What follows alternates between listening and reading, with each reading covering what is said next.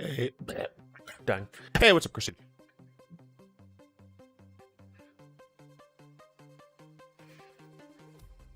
My old death situation's fucked. Oh, wait, down.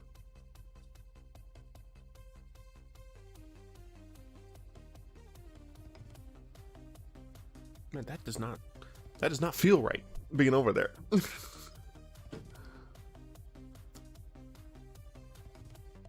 That's too high. That's perfect. Oh, yeah. Better. Hey, Peter. Can I borrow your egg, Peter? Yeah. Right. Cusco's poison. The poison specifically designed to kill Cusco. That poison. Squeak, squeaker. Patrick Warburton. At your service. Oh, man. How's it going, Christine? On this beautiful Wednesday, what's up, my dudes? Oh, no, it's Wednesday, my dudes. I totally know the Jimmy here reference. I need to change the docket. Where's the fucking docket?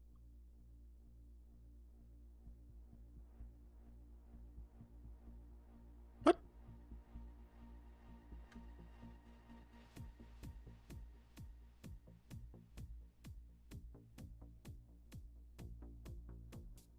Okay. Maybe that's not a Nightbot. Maybe it's on MTG bot. No, it's on Nightbot. What the fuck? What happened to my docket? That's bullshit. I did not hit her. It's not true. I did not. Oh, hi, Mark. Huh. Me no have docket. That's fine.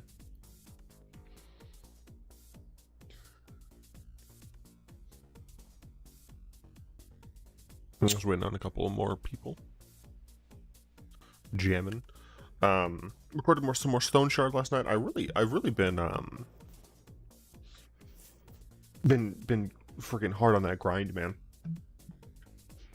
I've really been just trying to just get all them sick videos, and I've been streaming a fucking ton. Some good consistency, I think.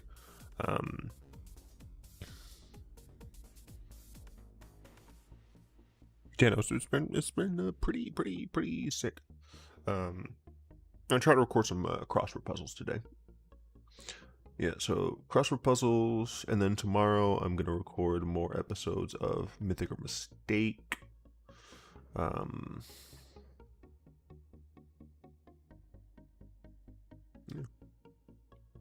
I'm excited.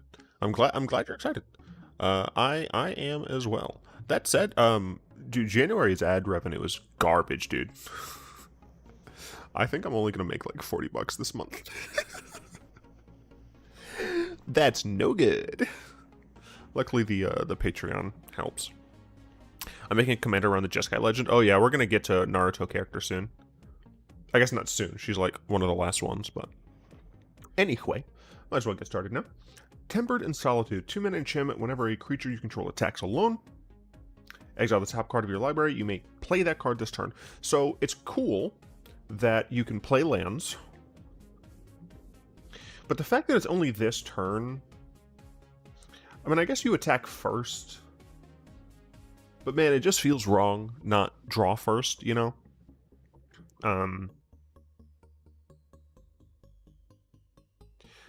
Because that's one of the things, right? You really have to have enough value out of attacking alone, because most likely you'll be missing out on damage.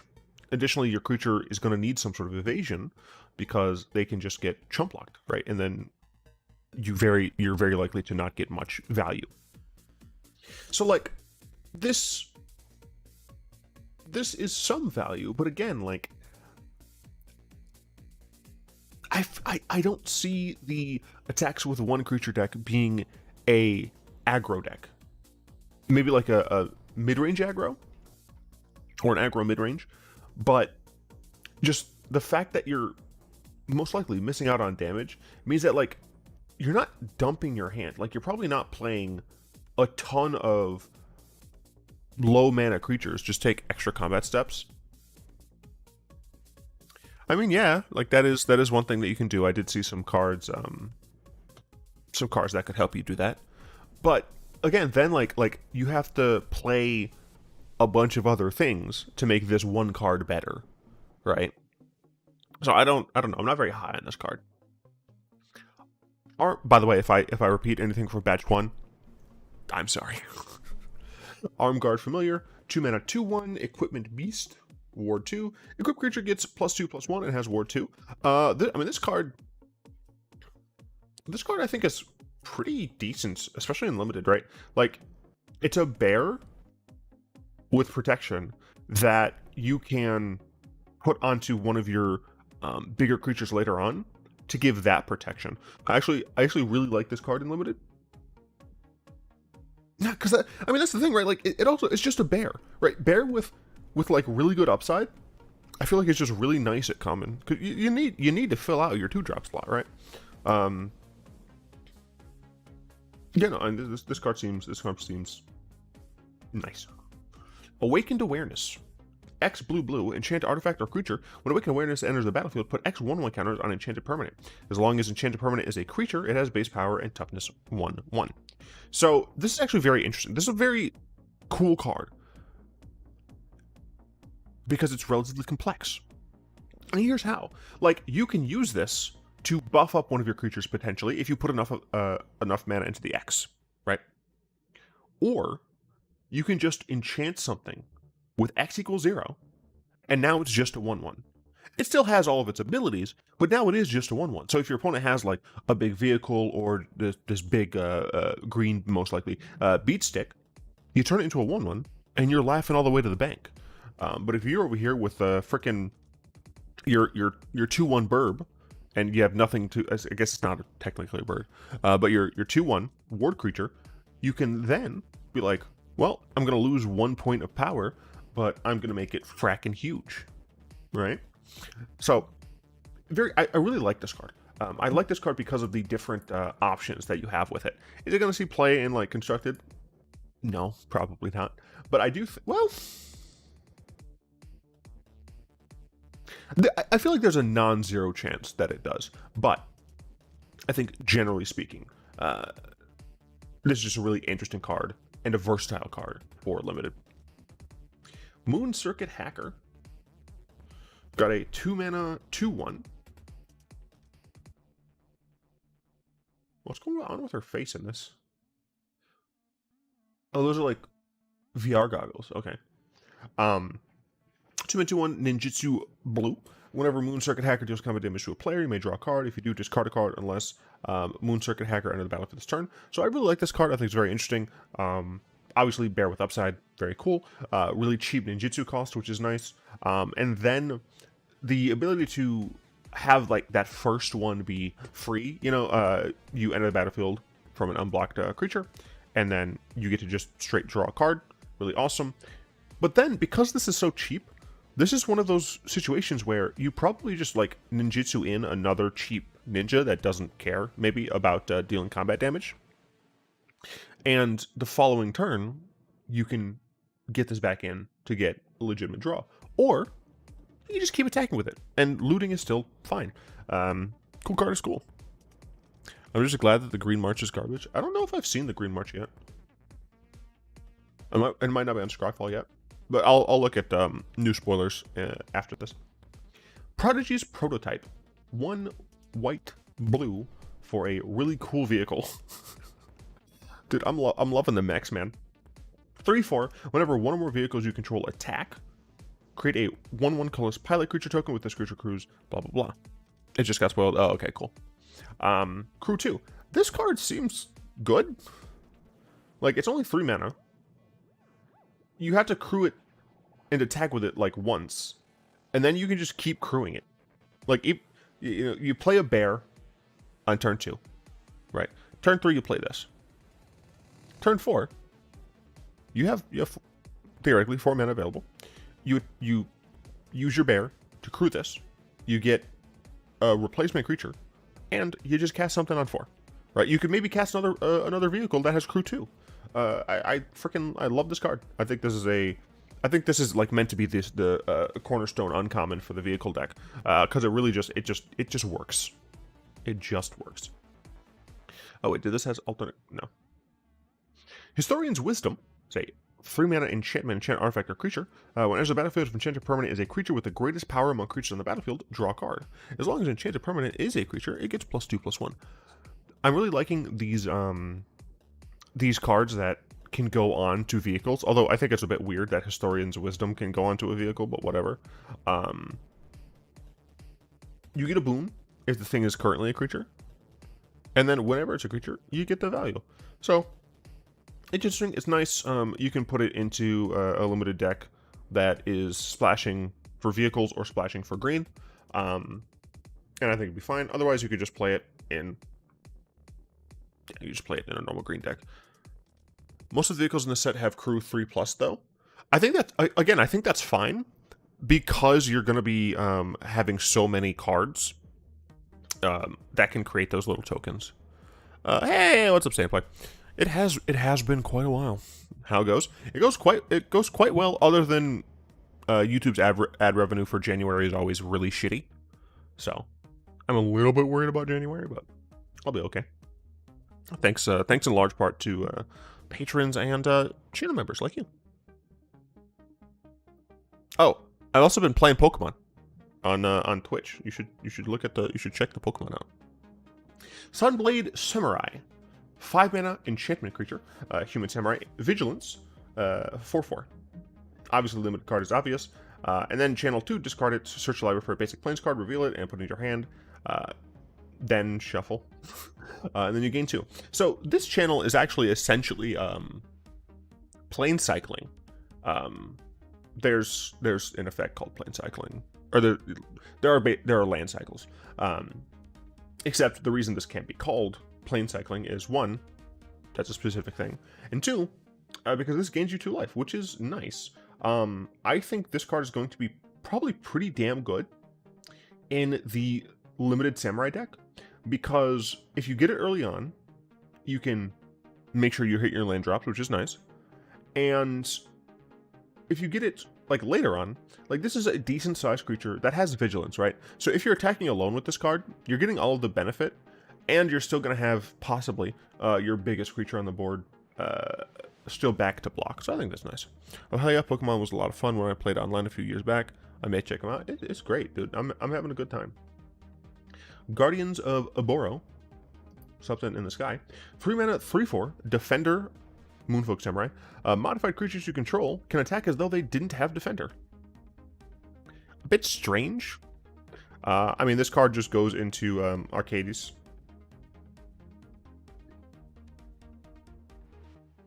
Yeah, I mean, it goes into Arcades because of, like, the chance that you just, like, put counters on your defenders.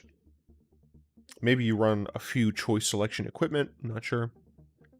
And I understand, dude. December and January is when my seasonal disorders kick my ass. My birthday is usually when I recover. Is that in February? By the way, you'll tell me this information. I will forget it. Like that. Circuit Mender. 3-mana, 2/3. When Circuit Mender enters the battlefield, you gain 2 life. When Circuit Mender leaves the battlefield, draw a card.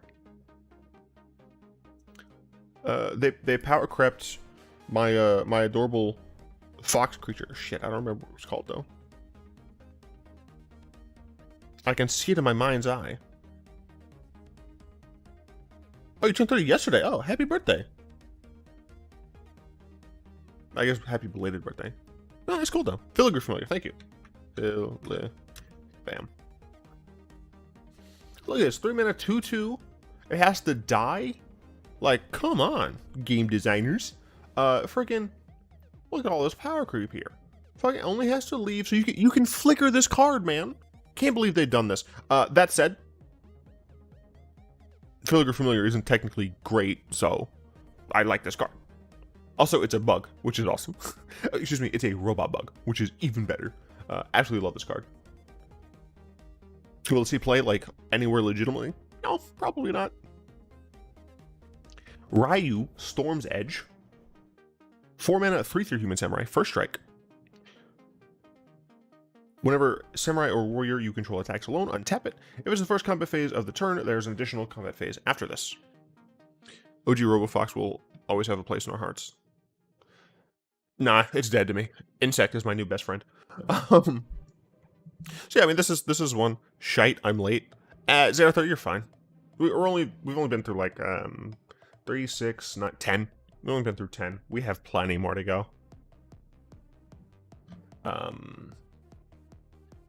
I do prefer anime version of this art. This card is hilariously like this card is good, but they also revealed a card today that we'll get to. That is just like, I'm not gonna play Ryu in my Brawl as my Brawl commander. I'm gonna play the new card as my Brawl commander, and I guess I'll just have Ryu in the deck. Like, it's fine as a Brawl commander for Samurai and Warriors, but actually, you know, it isn't. Like, this is the thing I was talking about, right? Like, I guess you can attack first. Like, the first one you can just attack with a single thing, get your triggers, and then afterwards you get to attack with all of your creatures. But like, extra combat phases feel best when you can attack with the little dudes. I don't know. I'll have to see how that card plays. Goshintai of Ancient Wars. Okay, it is a shrine. It is a 3-mana 2/2 legendary creature. First strike. At the beginning of your end step, you may pay 1. When you do, Goshintai of Ancient Wars deals X damage to target player or planeswalker, where X is the number of shrines you control. I will say, I'm a little disappointed that all of the red shrines have just been damage, right? So if we go here, type shrine. I've actually been picking up my content again recently. I have Fall Guys because of you, amongst other channels. Nice. But look at, okay, red one. Damage to a creature, a player or planeswalker. Red one. Damage to creature or player. Red one. Discard a land or shrine, then deal X damage to target creature or planeswalker.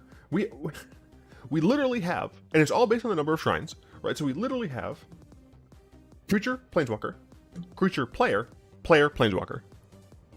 It's so weird. Oh, Changeling now includes Shrine as a creature type. Why Wizards? No, it doesn't. Shrine is an enchantment subtype. It is not a creature subtype. Just like Food. Food was on some artifact creature. I don't... Oh yeah, on Ginger Brute. And Food is not a creature type. It's an artifact type. But it has a creature type. No, this does not have a creature type. This is a creature typeless card.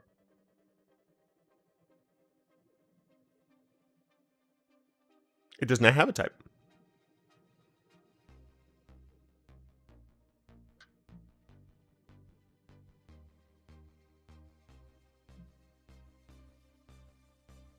I afraid no sleep.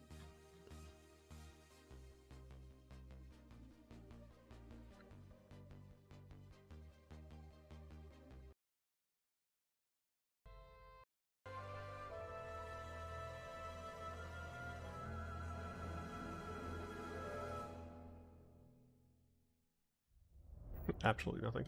There is another creature that doesn't have a creature type. I think it's Nameless one. Nameless.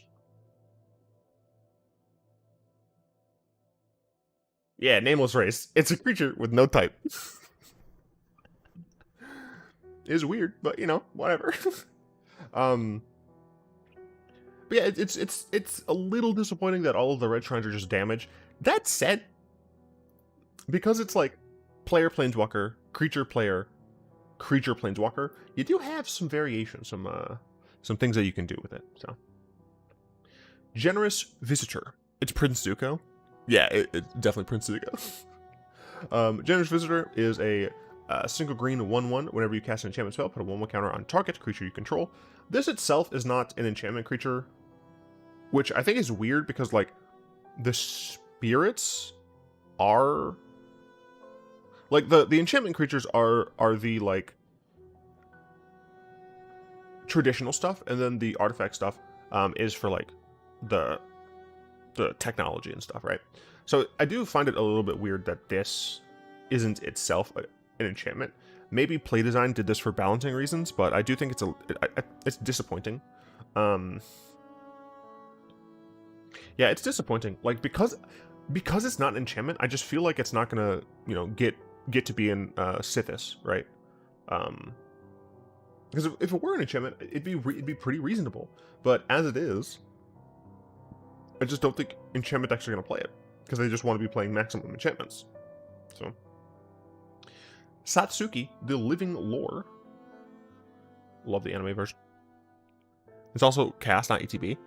I do like that it's cast. Like, don't get me wrong. But the fact that it's cast means that it's even more reasonable to make it an enchantment. The Living Lore. Human Druid. Tap. Put a lore counter on each saga you control. Activate owns as sorcery. When Satsuki dies, choose up to 1. Return target saga or enchantment creature you control to its owner's hands, or return target saga card from your graveyard to your hand. It's weird that you can bounce an enchantment creature, but you can't return an enchantment creature from your graveyard. It's a little strange.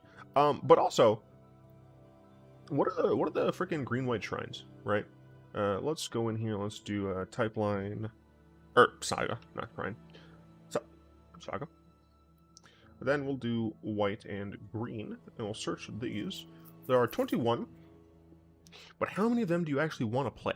You know, I don't care about this really. Artifact tokens. This doesn't seem all that great. This does not seem all that great. This probably fine. This obviously is fantastic. Doesn't seem all that great in that deck. Fall seems fine. Benalia, sure. Reign of Truth, sure. Fraley's, like, there are obviously some that are great, but in just green-white, I'm just not sure that there are enough good sagas in just green-white to make this card worth playing.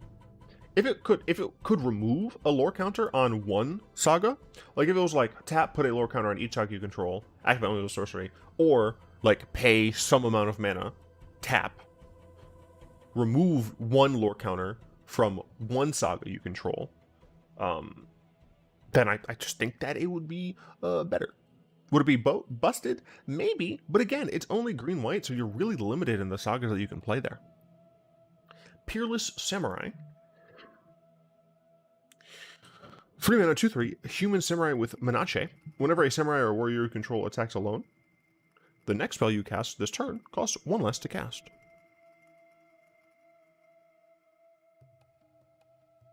I think I just had a brain blast. One moment.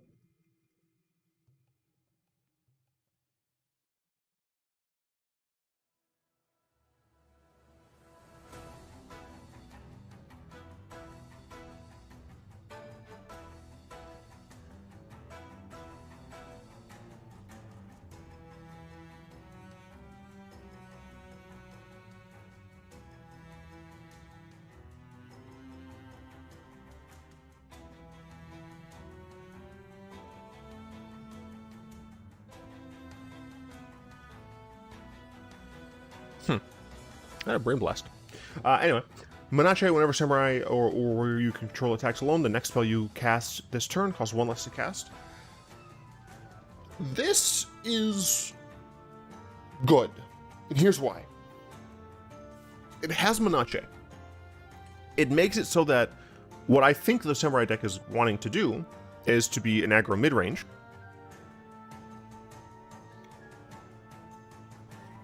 Wait, how the... So we've been having an issue with our aircon units, and my brain blast was like, I felt that at some point I glanced at the thermostat, and I didn't see an error, but like, it was a glance. I wasn't looking for that. And then it just like came to me. But I don't remember when I looked at them.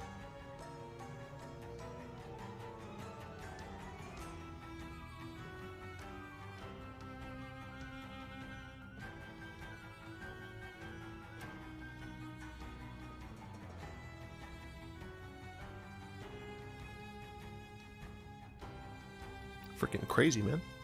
Tribalist tribal. Corey, what are you talking about? There's a lot of typeless creatures? Oh, I didn't realize. Oh, that's what you're talking about. But this is good for the Samurai deck because I feel like it wants you to be playing not just hyper aggro, but aggro mid-range. And being able to make your next spell cheaper means that, you know, let's say you're, you cast this on turn 3, you don't get the benefit out of the attack of your 2-drop, right? But on turn 4, like, you attack with this, because it has Menace, it's cool, it's nice. And then you'll be able to play a 5-drop instead of a 4-drop, right? So I think this card actually has more potential than some of the other things. Mail, what do you want? Nothing, essentially. Cool. Again, loving the anime art. Oh, fuck.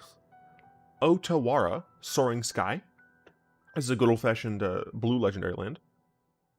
I feel like I did talk about this, but I'm not sure. Anyway, tap out of blue, channel for 4, discard the return target artifact, creature, enchantment, or planeswalker to its owner's hand. This ability costs 1 less to activate for each legendary creature you control. It is instant speed. It does cost 4 mana, but it does return essentially everything. Now, you might be saying, artifact, creature, enchantment, planeswalker. That's just any non-land. But you can bounce creature lands, right? Because if it said non-land, you couldn't target a land, even if it was also a creature. But the way this works is if your opponent, if your opponent activates, you know, Faceless Haven or whatever the new hotness will be, you can just be like, no, I'm going to time walk you. You have lost not only your land, but you used all your mana. Get effed on, right? So I do think the fact that this doesn't say non-land is actually a lot better. Also, we have our second Death Star, or excuse me, Star Destroyer. Castle Ventress plus Otawara is the second Star Destroyer, and I love it. Like this is a fucking Star Destroyer. Like, it is, man. It's just a fucking Star Destroyer. Just like Lockthwain. Cass. Lock. Actually, this is less Star Destroyer than this is. Oh, did I say Ventress? Yeah, I constantly refer to Castle Lockthwain as Castle Ventress. That said, I'm 1000% here for it. And I just want more lands that are Star Destroyers. Mech Titan Core. I do wish this was Mecha Titan, because it feels easier for me personally to say. So, hey Wizards, why have you done this to me? This is King Voltron. The alternate art is literally King Voltron, dude. I mean, are you seeing this? Blue-black vehicles with Star Wars proxies? I mean, that would be pretty funny, yeah. No, I don't think it should be vehicles. Or at least not entirely vehicles, but I do think it should be like artifact. But like you have to have gosh, a bunch of like things that care about charge counters, like Lux Cannon, right? You have to play Lux Cannon because that's the Death Star's laser, and like you're charging it up. You can play some shield things. Vehicles also don't have creature types. Yeah. That's true. Huh.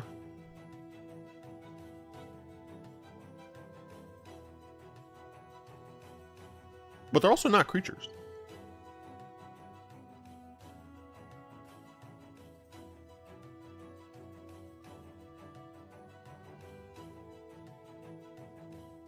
Yeah, Volo wouldn't trigger off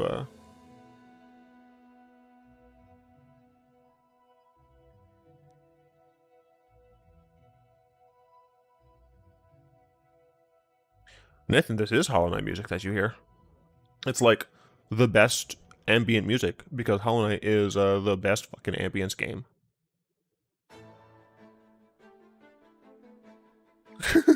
Zerathor, you got to share some of the best ones. But yeah, Mecha Titan Core, 2 mana, 2/4 vehicle. Already, that's pretty decent. Crew 2, sure, like it. 5, exile the core and 4 other artifact creatures and or vehicles you control. Create Mech Titan, a legendary 10/10 construct artifact creature token with flying, vigilance, trample, lifelink, and haste. That's all colors. When that token leaves the battlefield, return all cards exiled with Mech Titan Core except Mech Titan Core to the battlefield tapped under its owner's control. This is essentially free real estate, right? Because it leaves the battlefield, you don't have to worry about it getting, like, if it were dies, like, if it get exiled, like, you're boned, but you get your 4 other creatures and vehicles back. Sure, you don't get your Mech Titan Core back, but that's fine. Just have more Mech Titan Cores. It's not that big of an investment because Mech Titan Core is only 2 mana. Like, this card seems freaking awesome. Like, this seems very fun to play with. Also, Mech Titan looks freaking sick. It looks absolutely awesome. It's Voltron. Uh-oh.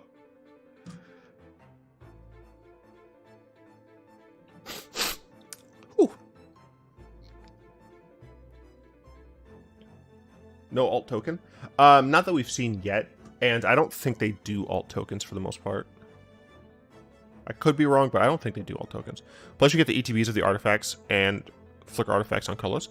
That's true, Zubat. I didn't think of that. Like, yeah, you get ETBs back on any of the artifact, artifact creatures or vehicles that have ETBs.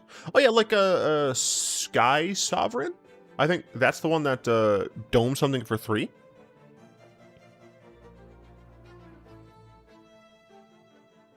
Yeah, no, I think this is freaking sick, dude. I think it's awesome. Yeah, no, I love this.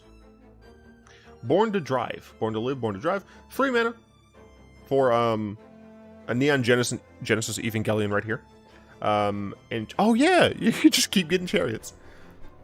Enchant artifact creature, as long as enchanted permanent is a creature, it gets +1/+1 for each creature and or vehicle you control. Channel. Discard it. Create 2 1/1 colorless pilot creature tokens with this creature's crew's vehicles as though it has power 2 or greater. This card is a fantastic limited card for a vehicles deck, and here's why. The primary card for this, the primary part of this card is actually the channel. Because you're paying 3 mana for 2 different bodies that are functionally 4 power. Because in the vehicle deck, what you care about is the ability for your creatures to crew your vehicles. So being able to make end of turn even, right? Like, if nothing else, like this is also just like an instant speed create 2 1/1s, right? But you get to like make 2 freaking pilots to pilot your shit, and then if you have all of the pilots that you need, you can enchant this most likely to a vehicle, because I think it's a little bit less likely that your vehicle dies than your creatures at instant speed, I mean. So you do that, and bada bing, bada boom. Now your freaking vehicle is goddamn huge. It's cool. It's limited only, I think, but it's very cool. Invoke Justice. 5 mana. It's quad white. Return target permanent card from your graveyard to the battlefield, then distribute 4 1/1 counters among any number of creatures and or vehicles target player controls. I like the first part. I do not like the second part. I am just so bored with 1/1 counters.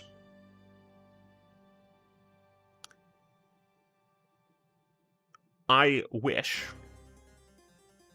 that... First of all, I like that it's target player, so at the very least, you can give the counters to someone else. Like, if this is an EDH situation, you can be like, I'm going to give your creatures counters, be nice to me, right? But, I wish it was something else. Counters and life gain are just so freaking boring for me in white. I want to see something else. It's a counter for each white pip?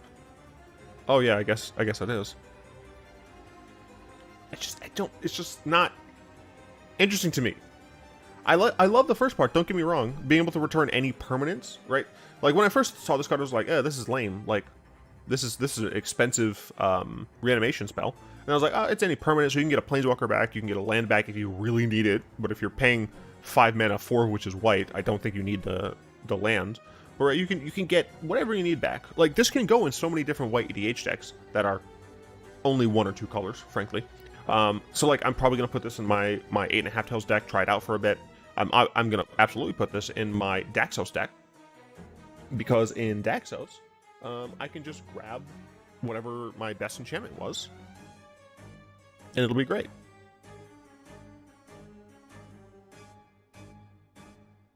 I need to turn my volume down. There we go. It was too loud in the headset. But just like, I don't care about distributing 4 encounters, Wizards. Give me something more interesting. You reported the bot? Thank you. Yeah, freaking Wizards, give me something more interesting than 1 encounters.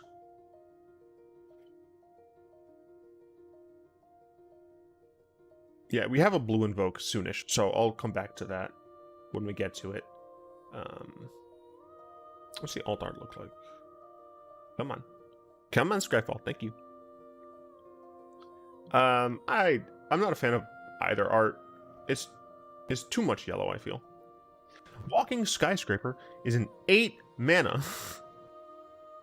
Is this supposed to be Howl's Moving Castle?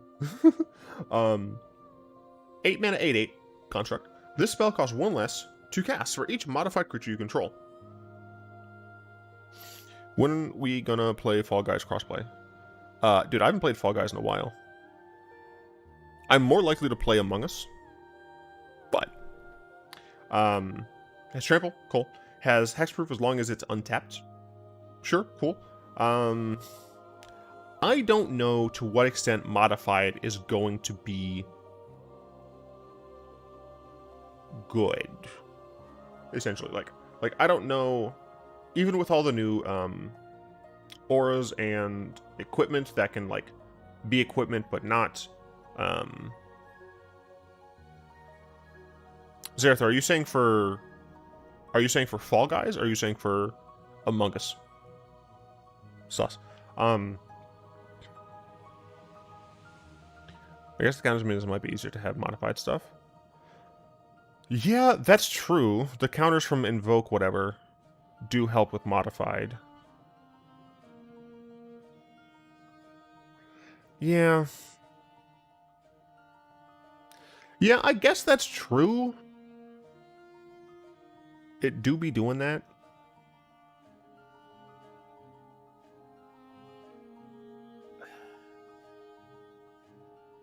That said, like, I don't...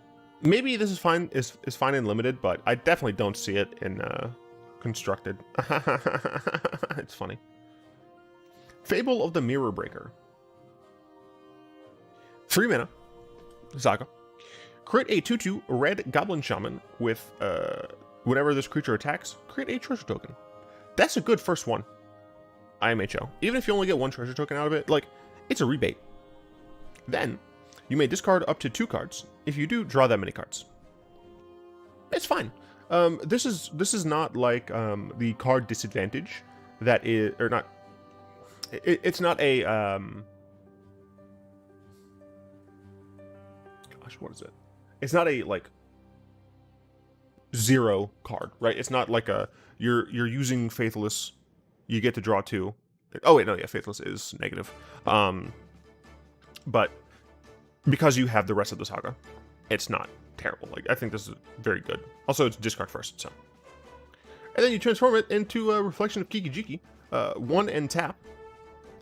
Probably pretty good. That it's 1 and tap. Create a token that's a copy of another target non-legendary creature you control, except it has haste. Sacrifice it at the beginning of the next end step. Yeah, it's a good idea for them to make it 1 mana and tap. However, you can't flicker it. Oh, right, it also doesn't have haste. The fact that the reflection doesn't have haste is a little sad.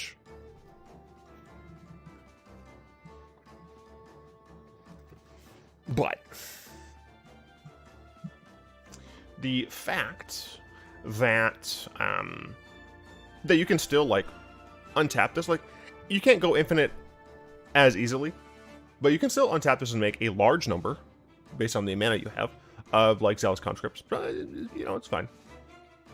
Tribute to Horobi. 2 mana. Each opponent creates a 1/1 black rat rogue. So you're not getting rats. But then you transform as flying in haste. When it enters the battlefield, gain control of all rat tokens. That is very, very specific. And then when it attacks, you may sacrifice another creature. If you do, draw a card. This card's weird. The thing is, right, like this can just go into a like a Massacre Girl deck, right? This can go into Karavik. Right, your opponent just like you don't get access to the rats, but your opponents also don't get to use your rats. So if you give your opponent a Maskwood Nexus Prophet, we don't have access to Generous Gift, do we? Or not Generous Gift. Harmless Offering. We don't have access to Harmless Offering, do we? I think the picture reflects Kikuchi shows a mirror breaking Kikuchi's name. If I remember correctly, he's Kikuchi. Yep, that is correct. He is the mirror breaker. We do. Okay. Yeah, just Harmless Offering, a Maskwood Nexus, and then play your Horobi. Hedetsugo consumed all. Hedetsugu. Not O. I feel like I constantly say O. Destroy each non-land permanent with mana value 1 or less. Interesting. Exile all graveyards. Okay. You have my attention. Vessel of the All-Consuming. Trample. When it deals damage, put a 1/1 counter on it. Whenever it deals damage to a player, if it has dealt 10 or more damage to that player this turn, they lose the game. Notably, this is deals damage, not just deals damage to a player. So, if you give this double strike, if you make this so you can ping with it, it can do some dumb, cool, fun things. My thing is that we have a Hidetsugu card in the set, so it feels weird to me that we also have a Saga for him.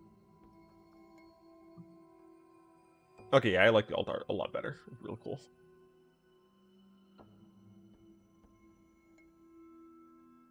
Oh, hell yeah, the lands, gotta go over the lands, which ones I like best from each. And all of the lands, there's a modern version and a traditional version.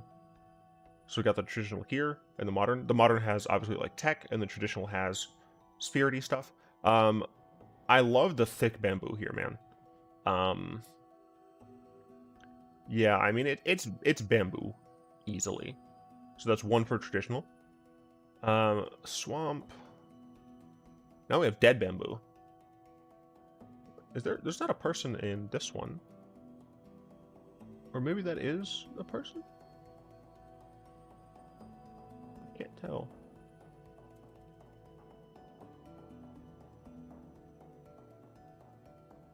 Oh, both of these were done by same illustrator.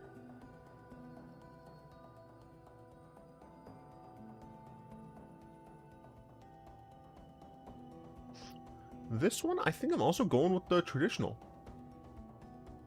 Then we have...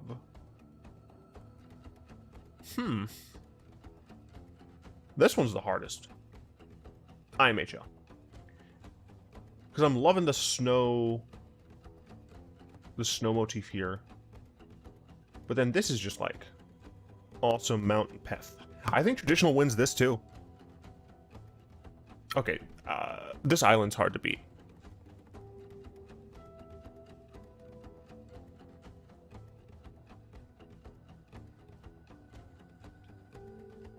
Fuck. Come on, man. You got light bridges. You got friggin' waterfall, like, pools. But this has water that makes 90-degree turns, man. You seeing this? You seeing this? Fucking bloop, bloop. This is one stream of water.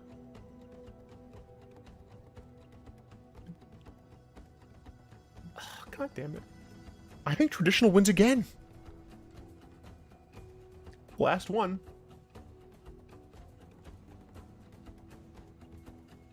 Man, this is not fair.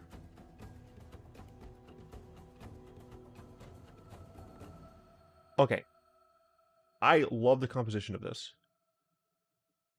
But I do love the I think these are meant to be rooftops. The rooftop Zen gardens. I think we're going to give this to the modern. Brilliant Restoration. 3 plus quad white. Sorcery. Return all artifact and enchantment cards from your graveyard to the battlefield. This is similar to some other cards. At 7 mana, I mean, I'm going to try it in Deschamps, but 7 mana feels too much, man. Make it 6 with 5 white pips, and I got you, but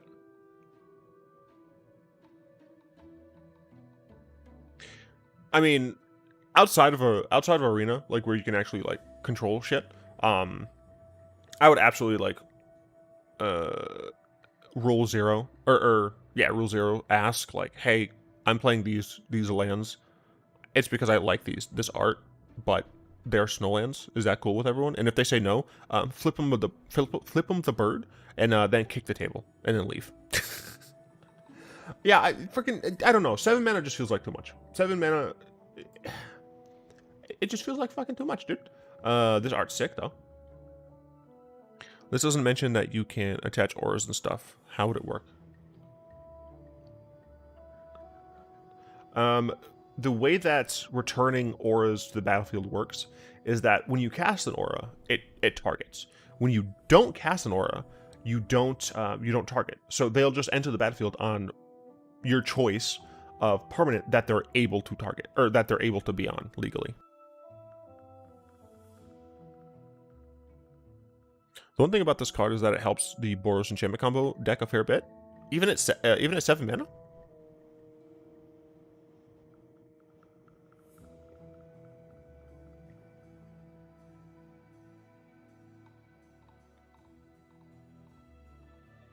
Reality Heist. 7 mana. This spell costs 1 less to cast for each artifact you control. Look at the top 7 cards of your library. You may reveal up to 2 artifact cards from among them and put them into your hand. Put the rest in the bottom of your library in a random order. Our last version was 9 mana, so yes. Oh, okay. Oh, yeah, it was Reckoning, right?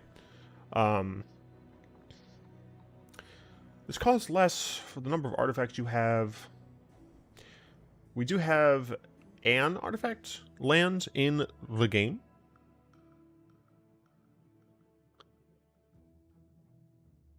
I don't know, man. This feels not great. Like, even if I'm playing a Tezzeret Brawl deck, I don't know to what extent I'm playing this card over some of the other, like, get artifact cards. Why couldn't they just have said affinity for artifacts? Because that is a specific mechanic.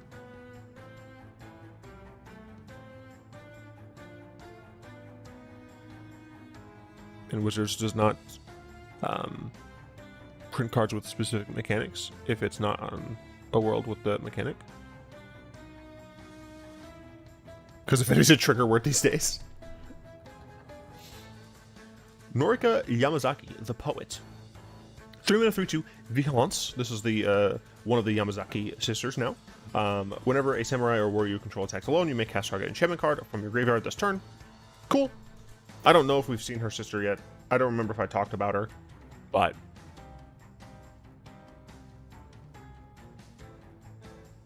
Wizards doesn't seem to understand how keywording works, it seems. Maybe you don't understand that Wizards understands, but they just actively choose not to do that. Yeah, like what Zubat said, they probably just avoid having, they actively avoid the keywords in sets where it's not like a thing. And I'm fine with that personally. The Restoration, oh, I guess I didn't really talk about this card. 3 mana 3/2, it has Vigilance, which is cool. You still have to cast the enchantment. Like, you're not getting it for free, which I think is fine. But, you know, like, is it... Like, how many enchantments are you going to be playing? No, I don't know. Also, this does not say partner with. This is another situation where you absolutely rule 0 and say, hey, I'm going to rule 0 that these are partners. And I have partner commanders. And if they say no, flip them off, kick the table, and leave.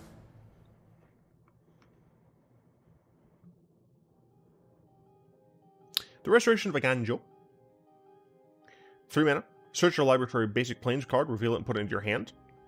I am Sag. That is not true ramp. It could be nice with Ailsid. Oh yeah, that is true. It could be, yeah. That also makes it easier to continually attack with a single creature, because then you make it harder for them to block. Yeah, no, okay. I think that's fine. I think that works. You may discard a card. When you do, return target permanent card with mana value 2 or less from your graveyard to the battlefield tapped. That is a good ability. Because the way this works is you're discarding... Wait, shit, no. I don't flip tables, I kick tables. Discard a card. When you do. Yes, okay, because it says when you do. So you're not forced to target when this chapter goes onto the stack. Because in order to target, you have to discard a card. Which means you can discard a permanent with mana value 2 or less to your graveyard, then target that and put it into play. It does come in tapped, but that's fine. You can put a land into play, so it is slow ramp, essentially. Still fine. Or you can put, like, just a 2-drop creature into play, right? It's any permanent. Maybe you're playing OG Tybalt, and you put Tybalt into play. So, this definitely makes up for this one. And then you transform it into a Fox Monk with Vigilance. It's 3/4. And then whenever it attacks or blocks, create a 1/1 color spirit. Like, this card seems pretty reasonable. Like, pretty damn reasonable. I like it. Enormous Energy Blade. Look at this stance. She has to be so stanced up. Like, she's trying to, like, just be a fulcrum, man. It's fucking hilarious. Heavy, maybe for you. Girl, you are struggling. Fucking 3 mana, equip creature gets +4/+0 when it becomes attached to a creature, tap that creature. Fucking hilarious. Does Containment Priest hose most of these sagas?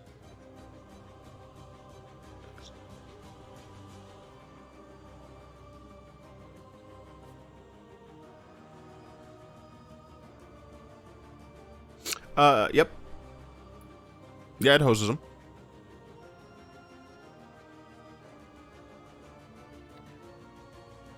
Hornizumi, Cloud, they are not.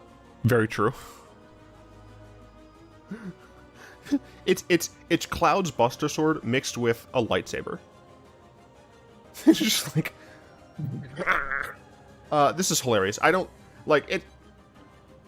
In my opinion, it's not good. It's not a good card, I don't think. But it is freaking hilarious, and I love it. Hell yeah, dude. Attack's always strong. Light the Way. I legit thought this was a reprint. Because the name sounded so familiar. But I checked, the only place it would be Kaladesh, and it wasn't there, so. Choose one. Put a 1/1 counter on target creature or vehicle. Untap it. Cool. Return target permanent you control to its owner's hand. It's fine. It's very interesting. I think it is a reasonable card in specific types of decks. Inkrise Infiltrator. 2 mana ninja with flying. So 1/2. Inkrise Infiltrator gets +2/+2 until end of turn. Hey, look, it's a ninja without ninjutsu. But it is a cheap, evasive ninja that can help you to activate your ninjutsu. Really cool. It's also just like a 2 mana 1/2 flyer in limited that has a mana sink, because this is not once a turn. So like this legitimately can, like, 8 mana. Like if you're in the late game, and you happen to have 8 mana, like, you can easily make this a 5/6 flyer. I think that's reasonable. Tax is always strong, totally could. Hear the sentence outside of an MTG conversation, Sag. True. Very true. The Fall of Lord Konda. Get fucked. 3 mana. Exile target creature and opponent controls with mana value 4 or greater. It can only be a creature, right? This is no Elspeth Conquers Death. But that is pretty sick, right? This comes down, exile your opponent's dragons, exile their questing beasts, their Galtas. Maybe if I can't think of anything, but you know, exile your shit, right? It's pretty awesome. Then each player gains control of all permanents they own. That one's a bit of a meh. Not gonna lie, I think that's weaker to make up for the fact that the first ability is pretty decent. All that creatures with CMC 4 or greater in Coco World. True. And then it turns into a fucking 1/3 defender. When it dies, draw a card. This card had potential on that first chapter. It sucks. I made show. Anyway, Heiko Yamazaki, the General. This is the red version, the red sister. My Anaconda don't. That's fucking hilarious. There are other formats than Historic. No, there aren't. On Arena? Oh, right, Historic Brawl. Gotcha. Totally forgot about Historic Brawl. I guess you could play in Arcades. Right, it does turn into a defender. So, you're right, Christine. That's my bad.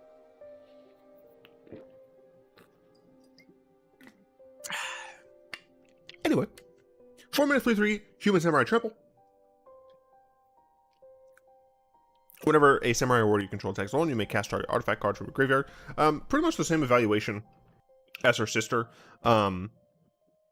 If you're playing those things, cool, that's fine. But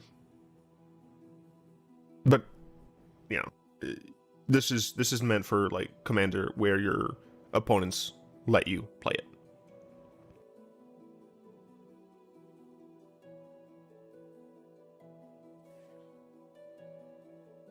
Story Weave, 3 mana. Instant. Choose one. Put 2 1/1 counters on target creature you control. This one doesn't say creature or artifact, probably because it's green. Put 2 lore counters on target saga you control. The next time one or more enchantment creatures enter the battlefield under your control this turn, each enters with 2 additional 1/1 counters. So you might be saying, right, why have the first one if you have the second one?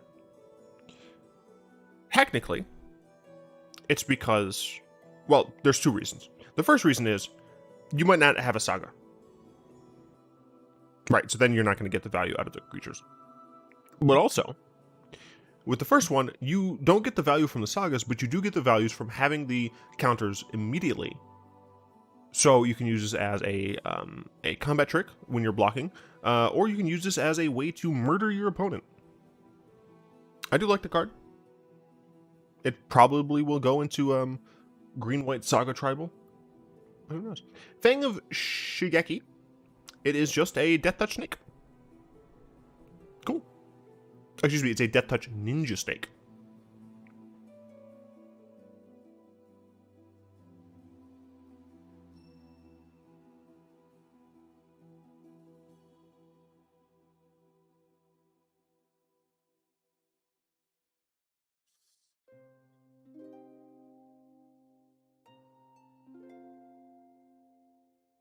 Oh, they did have boobs.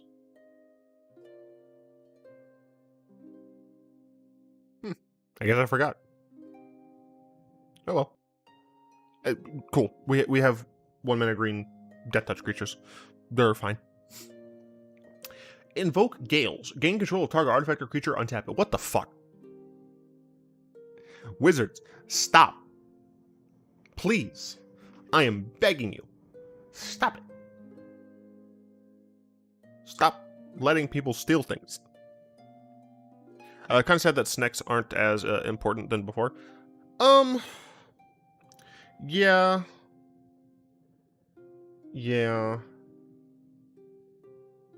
At least they're creatures type snake and not Naga. I guess. Although all Naga should be snakes, but I've already essentially had that discussion. Wait, is this the kanji for water? But then I don't know what this, I don't know if that counts as a diacritic, but I don't know what this changes it to. Oh, wait, I didn't mean Japanese. I meant, look, I don't remember what I'm saying. But this looks like water. This apparently is Chinese simplified. Chinese simplified.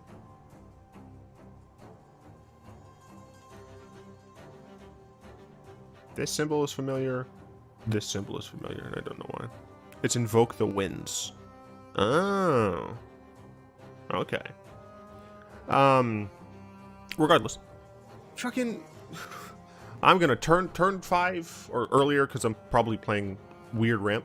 I'm gonna play the double vision, and then I'm gonna play this card. I'm gonna steal 2 of your shits. I hate it. I don't like cards that take control of things, and I don't like cards that take extra turns. I'm fine with counterspells though. A lot of people aren't fine with counterspells. I'm fine with counterspells. Speaking of, Essence Capture is being reprinted. Counter-target creature spell, put a 1/1 counter on up to 1 target creature you control. This card is annoying, but I don't see much mono blue tempo anymore, so I do not care. I'm gonna go to the bathroom and invoke some winds. Dude, whenever someone passes gas around you, just be like, ew, dude, who invoked the winds? Oh my gosh, that's very funny. Inventive Iteration, 4-mana enchantments saga. Return up to 1 target creature or planeswalker to its owner's hand. You can choose one of your own creatures or planeswalkers or your own stuff. Mono blue tempo's back in the menu. Get the fuck out of here. No, it's not. Go away. I don't want this. Return an artifact card from your graveyard to your hand. If you can't, draw a card. So I do like this. Right. I do like the fact that, like, if you aren't running artifacts, this still works. Right. It still does something for you. I very much appreciate this line of text. And then you turn it into a freaking enchantment Woundfolk with flying. Whenever you cast a spell, your opponents can't cast spells with the same mana value as that spell until your next turn. This is hilarious. This is freaking rude. This is very similar to, like, Irio's whatever, like the OG flip card. Yeah, because these aren't flip cards; these are DFCs. Yeah, the origami here looks really cool. Mono blue tempo, never let them miss, always been a strong deck. Yeah, but I'm personally not seeing it. We're getting Spell Pierce as well. We already have Spell Pierce in Historic. One of the only 2 formats on Arena.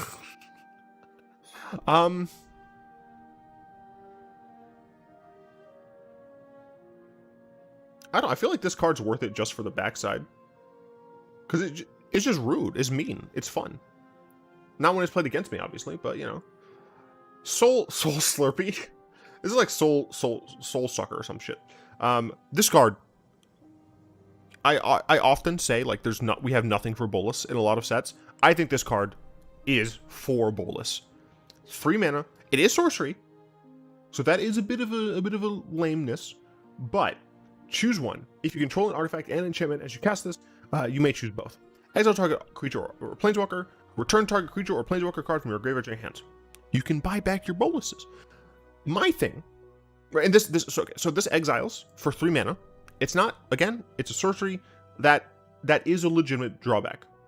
But I can also rebuy something if I need to.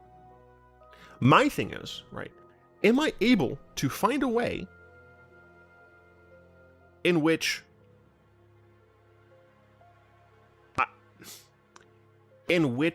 I can have an artifact and enchantment? The enchantment is relatively easy. Right, we're already playing Meat Hook Massacre. A lot of my versions do still play Search for Escanta. In the sideboard, right after sideboarding, I have things like Cage / Weather Runestone, right? But will I be able to find a actually good, not like to shoehorn it in, but an actually good artifact that I can have in the main deck? I don't know. But the enchantment part I think is very, very fine, very easy for me. So I like it. Nope. Apparently I clicked on this twice. Prosperous Thief.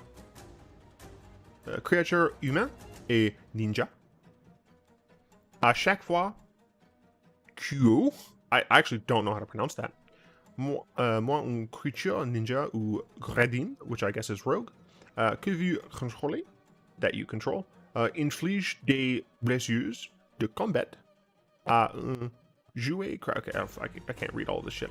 3 mana, 3/2, ninjutsu 2. Whenever one or more ninja or rogue creatures you control do combat damage to a player, creates a treasure token. Should be créer. Yeah, créer un jeton. So I guess that's token. Treasure. Each time. This is one or more. Ninja or rogue that you control deals damage. Blessers must know it. Combat damage to a player. Inflige des blessures de combat. So I guess this is damage. I guess blessures is damage.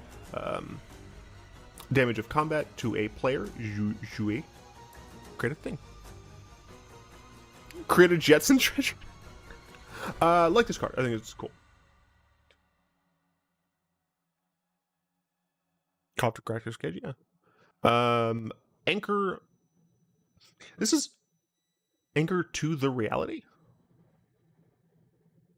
A la Réalité. On temps, I don't know. As additional cost to cast the spell, sacrifice an artifact or creature, search the library for an equipment or vehicle card, put it onto the battlefield. Then shuffle. If its mana value is less than the sacrifice permanent's value, scry.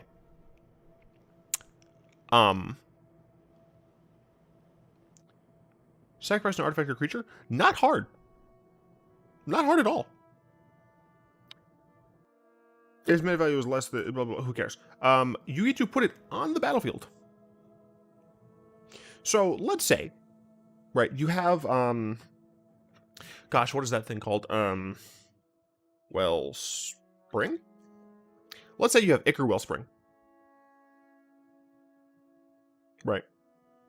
You cast it, you get to draw a card. Then you cast the Anchor to Reality, or whatever the fuck it was. Then, you go type vehicle.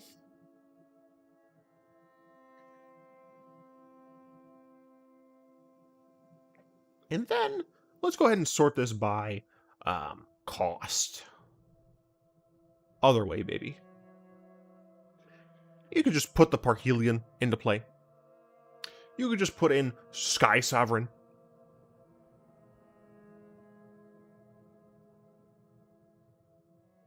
You could just put shit into play, and it's great. But yes, as Query mentioned, you can also just be a loser.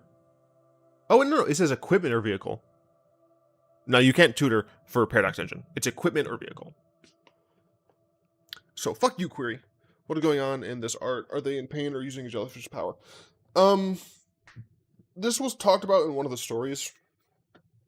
Both. Yeah, I'm pretty sure. It is both. Bofa. Then you use Mobilizer Mech to crew Parhelion. Yeah. It's perfect. No, I'm 1000% gonna be playing with this card.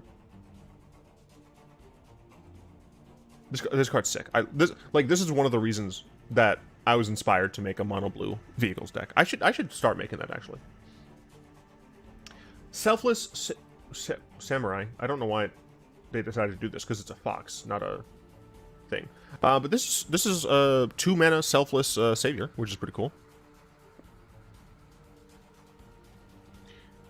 Is a 2 mana 2/2. Whenever a Samurai warrior you control attacks alone, it gains lifelink until end of turn. Sacrifice this. Another target creature you control gains indestructible until end of turn. This is just a freaking 2 mana 2/2 version of Selfless Savior with some upside. I don't think you have very many warriors in Death and Taxes, but this by itself can attack alone if you're in a pinch for some lifelink, and it's pretty cool. I do think that because Selfless Savior is tutorable and it isn't in the very, very competitive 2-drop slot, I don't think this is going to actually be played, but I do like it. Go Shintai de la Cruauté Cachée. This is hidden cruelty. Yeah.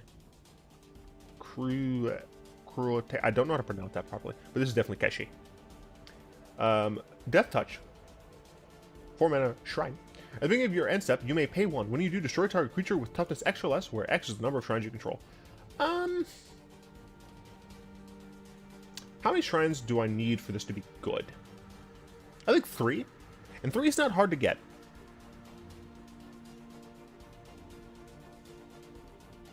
Yeah, no, I like this. I will say, I like that they've changed the shrines. Now they're now they're creatures. I do like that they're creatures because it is something different. That said, they are much more frail. This card is actually scary for Shrine Tribal. No, I agree. Like, I do think this card is pretty sick.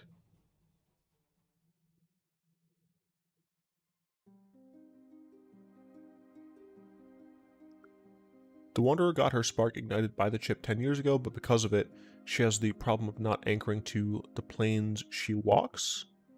Then use the chip to have her... they then use the chip to have her stay for longer on Kamigawa. Oh. Yeah, no, it is good that, like, you can kill X1s just when it's in play. And being able to kill X2s with just one other shrine is fine. But I think, like, once you get to X3, that's when it becomes, like, I think legitimately, like, good.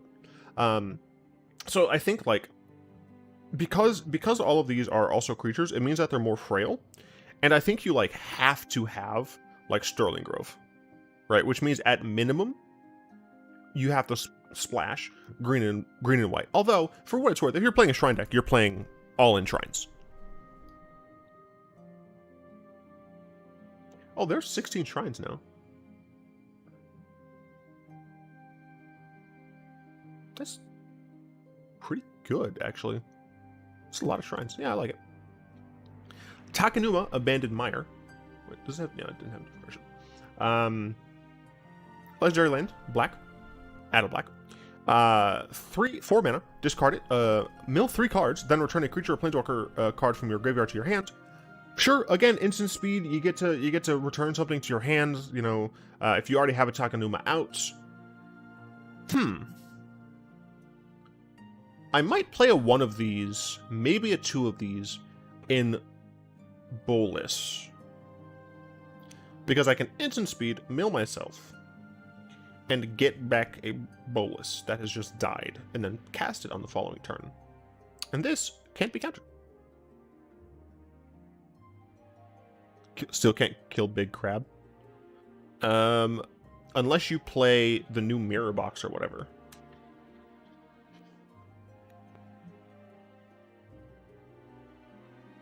No, not Mirror Gallery.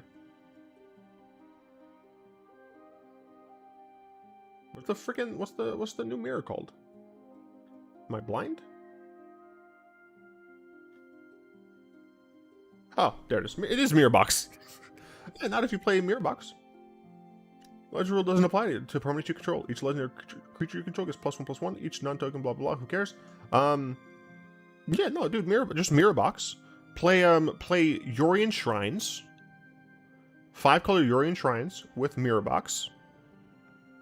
And then bada bing bada boom, you can play as many freaking shrines that are the same as you want, and just murder your opponent.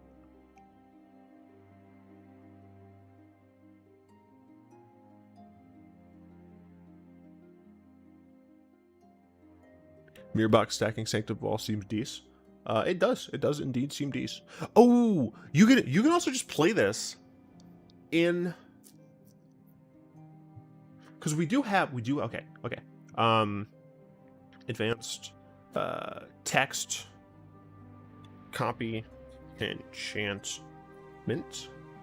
Copy enchantment. Then legal in Historic Brawl. So we have Mirage Mirror. Whenever you cast this from your hand, copy it if you control, blah, blah, blah. Return target. No, I don't care about this. So we have Mirror Maid. Okay, so we actually only have Mirror Maid and Mirage Mirror. I thought we had like another. But apparently we don't, which makes me sad. But yeah, I do think that Takanuma is pretty cool. Relentless Rats. Why did you say Relentless Rats? Each non-creature you control gets for each other creature you control with the same name as that creature. Oh! This does work nicely with the Relentless Rats. That is absolutely correct, Christine. Didn't even think of that. Nizumi Blade Blesser. 3 mana for a 3/2 Rat Samurai. Wait, why do you have a horn? I guess it's just the helmet. When it has Death Touch if you have an artifact. It has Menace if you have an enchantment. Really cool card. I think this is a really awesome card for limited. Get stuff, wreck your opponent's life. It's pretty sick. Also, Persistent Petitioners. I guess it makes them slightly. I guess the Petitioners. If your opponent is playing a graveyard deck, right? You now don't have to mill them and help them out. You can just be like, all right, I'm going to murder you. So I do think that's actually kind of cool.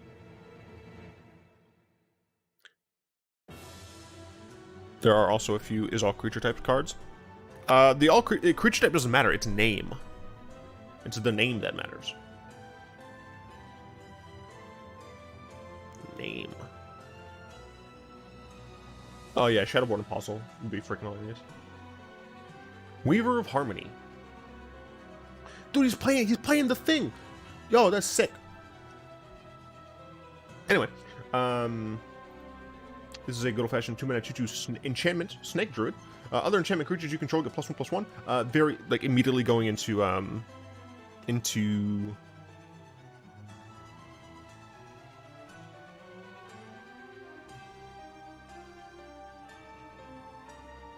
Sithis, Jesus. Green tap. Copy target activated or triggered ability you control from an enchantment source. You may choose new targets for the copy. This card is fucking sick. This ability works with so much, dude. This is awesome. Shrine Tribal support. Shrine Tribal. Saga Tribal. Dude, like this works with so much. It's awesome.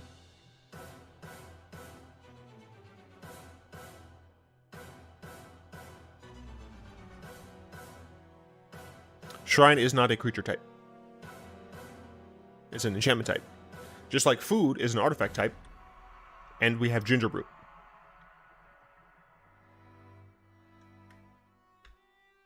There are exactly 5 cards that are natively enchantment and artifacts. They are the weapons from the Theros gods, if I recall correctly. Spear, Bident, Whip, Hammer, and Bow.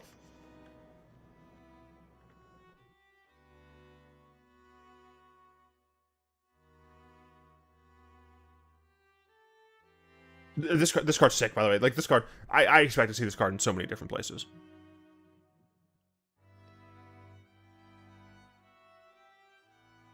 Oni, Cult, Anvil. 2 mana. Artifact. Whenever one or more artifacts you control leave the battlefield during your turn, create a 1/1 colorless. Colorless artifact creature token. This ability triggers only once each turn. Sacrifice an artifact. Oni, Cult, Anvil deals 1 damage to each opponent, and you gain 1 life.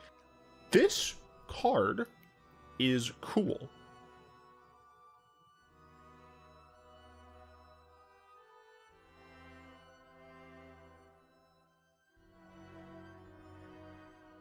The reason this card is very cool is because it's very similar to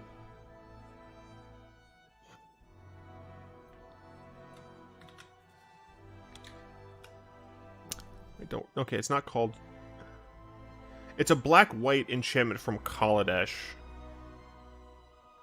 that has Revolt to give you a servo token, and then you can do something with, you can sacrifice it and I think scry? Hidden Stockpile, yes, thank you. Hidden Stockpile.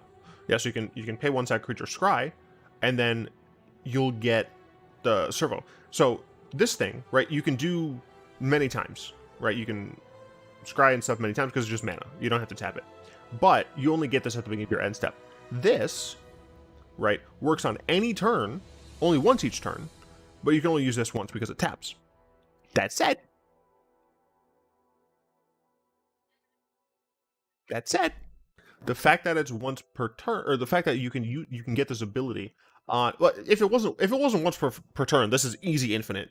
Like that, you could infinite this with so many. Oh yeah, freaking just like Goblin Bombardment, right? Whatever. You sack a creature ping.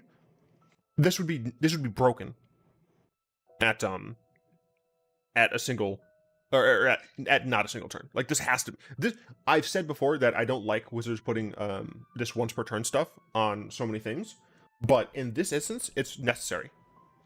At least it's a non-token artifact. What?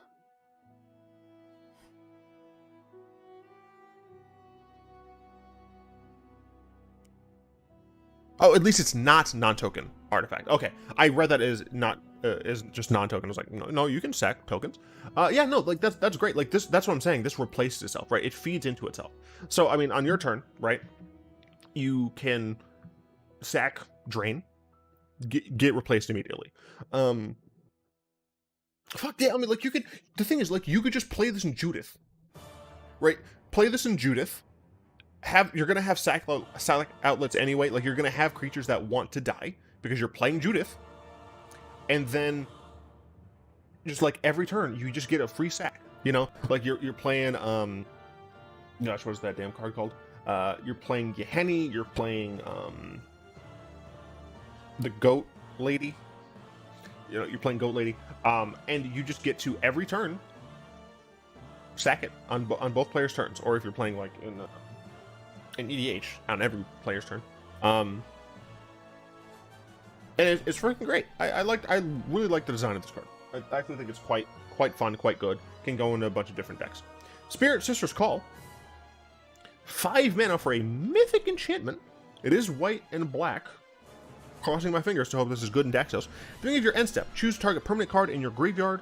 You may sacrifice a permanent that shares a card type with the chosen card. If you do, return the chosen card from your graveyard to the battlefield, and it gains if this permanent would leave the battlefield, exile instead of putting it anywhere else. I am disappointed by this card. I've said before, I really hate when things exile. Like, I really hate when things exile. The thing is, Daxos makes enchantment tokens. So you can sack your enchantment tokens to get back good enchantments. I guess it should be fine. Yeah, I'm gonna try it in Daxos for sure. Other than the commander, I don't actually know if you play this anywhere else. If Historic Brawl was 30 life and not 25, I think that would make a huge difference, right? The fact that it's at 25 means that you can't cast nearly as many high-end cards, like high mana value cards, as you could if it was 30. I think it's stupid that it's 25 and not 30, but you know, whatever. But this is pretty cool. So the Kamigawa Sagas are great with this card because they exile themselves as the resolution of Chapter 3, so they get around the Leaves of Battlefield clause. That is so incredibly true. So you can use Call to loop Sagas. Yeah, I mean, that is 1000% true. And all of the sagas turn into enchantment creatures, right?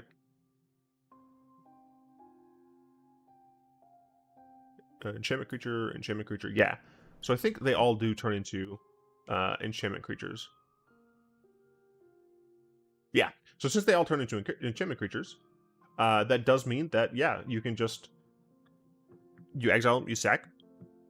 You get one of your other sagas out. And then... The creature goes here. It's great. It's awesome. March of Wretched Sorrow. The Black March. X and a black. As additional cost to cast this, blah blah blah. You can exile any number of black cards from your hand. This spell costs 2 less. Then it deals X damage to target creature or planeswalker. You gain X life. This card is meh to me. It can scale, but again, like I just feel like Erebos' intervention is like just a better version of this card. Like, sure, you don't have the option of exiling things like from your hand, but again, if I will say it again, if this cycle said black cards or basic whatever, you know, basic plains for the white, basic swamp for the black one, then they would be better. But because you can't exile non-cards, it sucks. Yeah, it seems worse than intervention. Yep.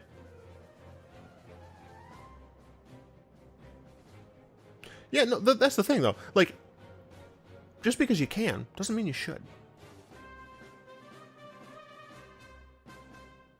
Yes, so they would be exiled. Thomas is asking about Spirit's Call. So they would be exiled, right? But they said if this permanent would leave the battlefield, exile it instead of putting it anywhere else. We're putting it in exile, so it doesn't care. So we're putting it in exile, and then it comes back. But now, when it comes back, it's a different card. It is a different entity from the card that was exiled. So Spirit Sister's Call no longer tracked it. It no longer cares about it. Only thing this has above intervention is killing planeswalkers. I mean, yeah, that's true. Spinning Wheel Kick, XX green for a sorcery. Target creature you control deals damage equal to its power to each of X target creatures and/or planeswalkers. So the thing is, in order for your creature to just hit one thing, you have to pay 4 mana. That's too much. In order to get it to hit 2 things, that's 6 mana. A little bit more reasonable. It's 8 mana to hit 3. I think that this card wouldn't be too broken if it was Trip Green 1X. Maybe? Would it be too broken at Trip Green 1X? It would. Never mind. I'm wrong. I forgot that green is also the color of ramp. Yeah, no. Tell me to shut the fuck up. Like I'm incredibly wrong and stupid here. Now this card's actually fine as printed. Yeah, no. Yeah, I'm stupid. This card's fine. Light Paws, Emperor's Voice. Anime Fox Waifu, anyone? 2 mana, 2/2. Fox Advisor. Whenever an aura enters the battlefield under your control, if you cast it, you may search your library for an aura card with mana value less than or equal to that aura, and with a different name than each aura you control. Put that card onto the battlefield attached to Light Paws. Yo! This is a Voltron commander, dude.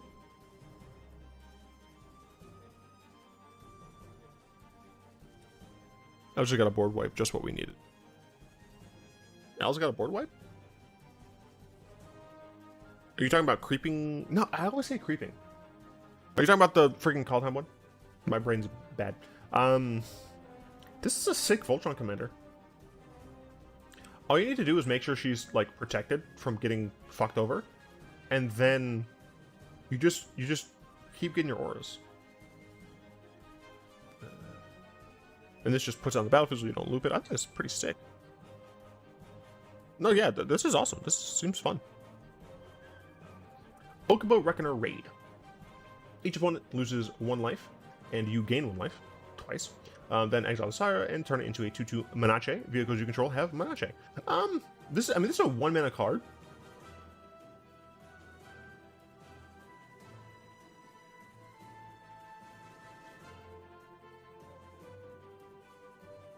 So the reason I feel like this is a little bit more fine than some of the other things is you play this on 1, you immediately have that.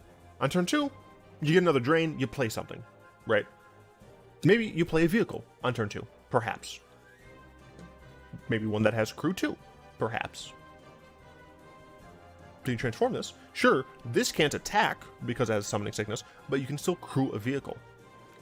Yeah, no, this is fucking Akira right here. Like, this is absolutely freaking Akira. It's definitely hilarious. Play Death Touch Elf, have a ton of mana from your dorks, cast the new card for X equals a lot, GG. Holy shit. That's true. But yeah, like this saga seems pretty decent for being a common, to be honest. Mobilizer Mech. This is crew 3, unfortunate. 2 mana 3/4, flying. It's not too terribly unfortunate because whenever this becomes crew, up to 1 other target vehicle you control becomes an artifact creature until end of turn. It just wakes it up. You crew 1 thing, and it can crew a big thing. This can crew, for example, Parhelion, perhaps. Fuck, it's stupid. I love it. I love it. It's great. Cloudsteel Ćeran is I think this is the point where I haven't actually seen the cards yet. Because like I've seen these on like Twitter and stuff. 3 mana 3/2. Wait, does this have a different art? No, it doesn't. Not yet, at least. 3-mana, 3/2. Artifact, creature, equipment, Ćeran, flying. Equipped creature has flying and you can't lose the game and your opponents can't win the game. Okay. Pretty cool equipment here.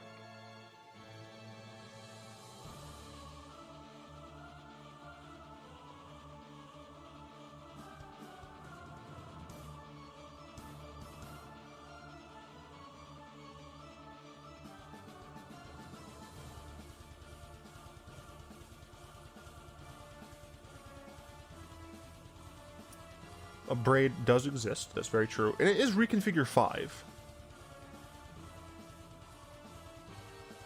Notably, because it's reconfigure, it's not equip, that does mean that the cards that allow you to equip things for free from the equip don't work. Does this work with Sigarda's Aid?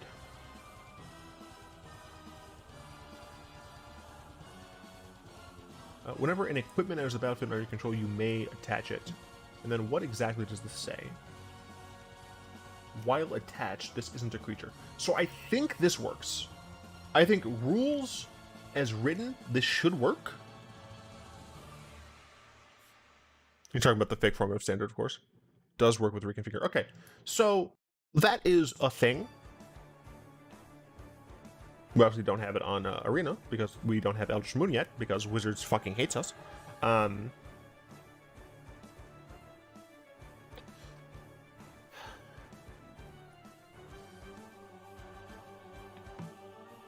mean, for what it's worth, this is a first pick rare. Like, I think this is like an easy first pick in draft. Because if nothing else, it's a 3-mana 3/2 flyer. It's flying, and you can't lose the game, and your opponent can't win the game.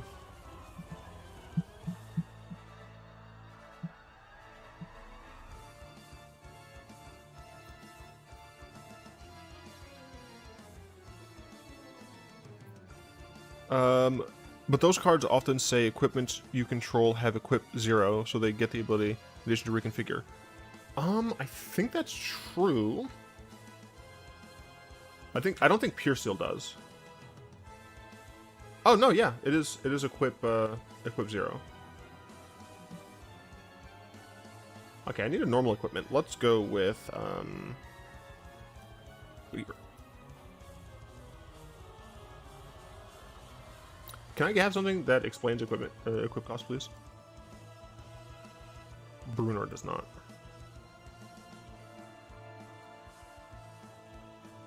You may pay 0. Yeah, this is the type of thing I was talking about. You may pay 0 rather than the equip costs. Okay, so some things work with it, some things don't. I think that's fine. I love this card though. I just freaking love it. It's great. I will say, this art looks like a Yu-Gi-Oh card. Because I've been playing Master Duel a lot, I've been seeing more recent Yu-Gi-Oh art. This art looks like a Yu-Gi-Oh card. This art looks like a Magic card. That said, I do like this art more. Spell Pierce. Hey, look, we're getting a Spell Pierce reprint. I think it's freaking sick that Jigataxis is literally piercing whatever spell Tamiel was casting. Yeah, right. Query. That's why Bruenor doesn't work, but Pierce the Paladin does. Oh, whoops. Reckoner Bankbuster. Heist time. Fucking dude, look at Stuart Little over here, man. Look at this fucking albino Azeret. I've got the briefcase of digital-looking cash. Oh fuck. 2-mana 4/4 artifact vehicle. Enters a battlefield with 3 charge counters on it. Pay 2 and tap. Remove a charge counter from Reckoner Bankbuster. Draw a card. Then, if there are no charge counters on Reckoner Bankbuster, create a treasure token and a 1/1 colorless pilot that can pilot things. Okay, so it has charge counters. Remove a charge counter from it. Draw a card. So once you remove the 3rd charge counter, you get this, but then you can't use the ability again. There's another rat on the other side. I know, but this one doesn't look like fucking Stuart Little.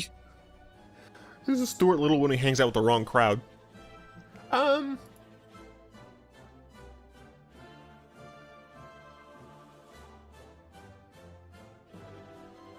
This one looks cooler to me. I don't know why.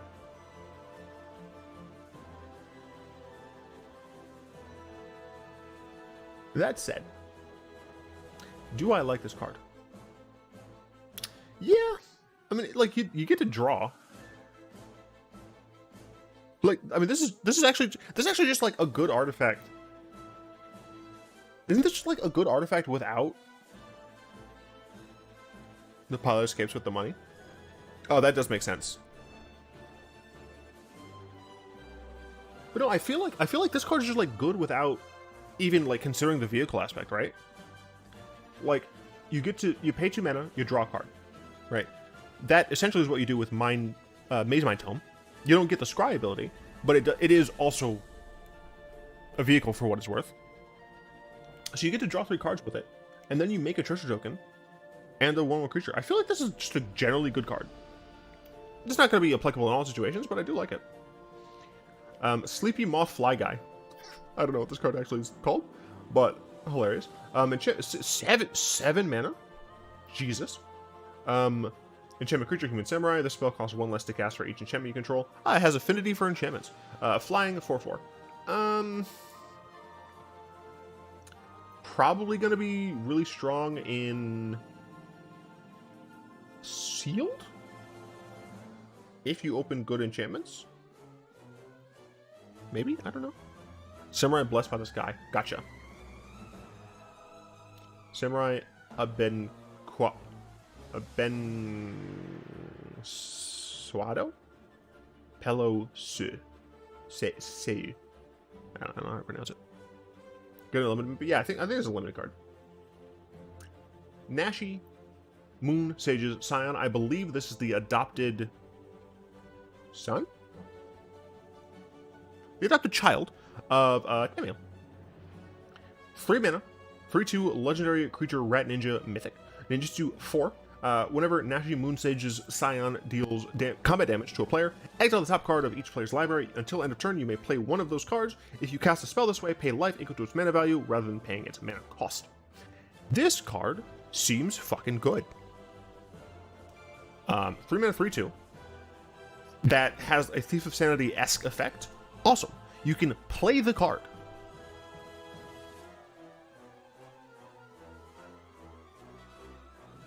This card is kind of scary to bounce. I agree. You can play the card, but it's not just the person you hit's library. It's your library as well. So you also can just free mana things, and you pay life equal to its mana value. Okay, you always get to choose, and you can play a land like this. This seems real good. Ragabob. Yeah, I can see that. I need to come up with a good way of explaining in text how to pronounce Portuguese words with accent. Yeah, I just try to do the closest thing I can remember from French.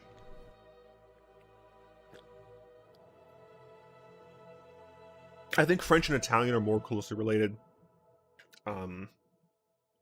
with each other than they are to Spanish, and Spanish is closest with Portuguese.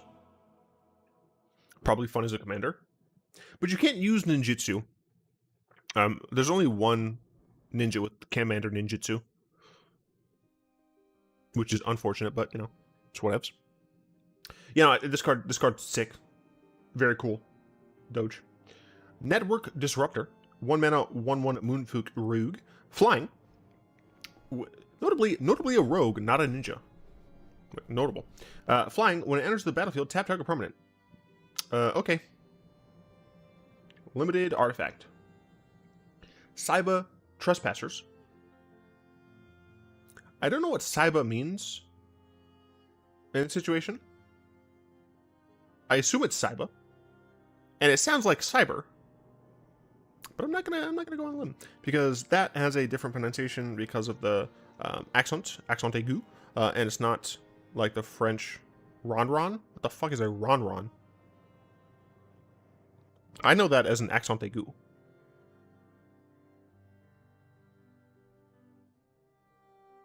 Probably fun. Oh, it's one of the factions. Okay. Flicker it on upkeep somehow to lock down their lands. I mean, yeah. Do we tap impermanence?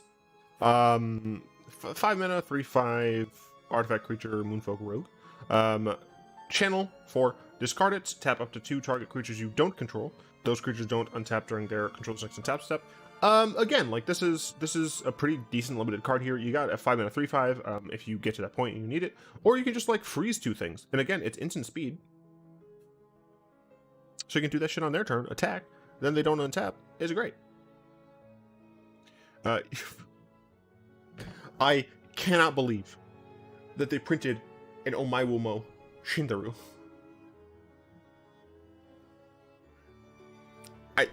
I can't believe what I'm seeing. It is literally a single black instant. Destroy target creature that was dealt damage this turn. Draw a card. For what it's worth, like this effect we see on black creatures a decent amount. Nani? We see this effect on black creatures a decent amount. And sometimes, depending on the limited environment, they can be pretty good, depending on the limited environment. I don't know about this limited environment. It isn't that great of a card. I think it depends on the limited environment. Because remember, like, the thing that you get from the creatures is that you also just get a creature, right? Typically they have flash, you can do cool things with it.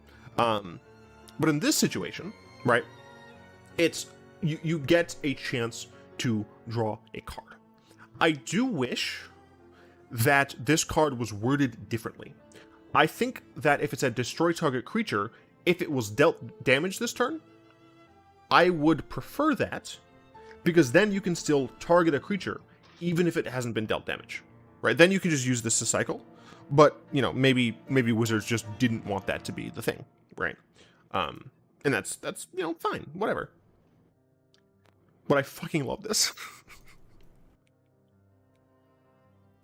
You're already dead. It's so good. Coiling Stalker is a 2-mana, 2/1 Snake Ninja. With Ninja 2, whenever Coiling Stalker deals combat damage to a player, put a 1/1 counter on target creature you control that doesn't already have a 1/1 counter on it.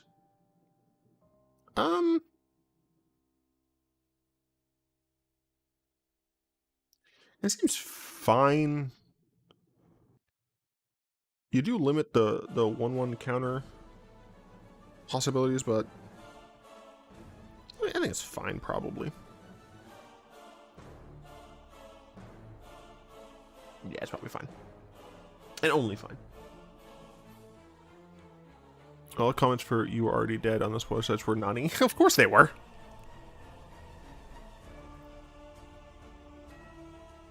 Man, yeah, you know what? Wait, that would make more fucking sense, dude. It would make more sense.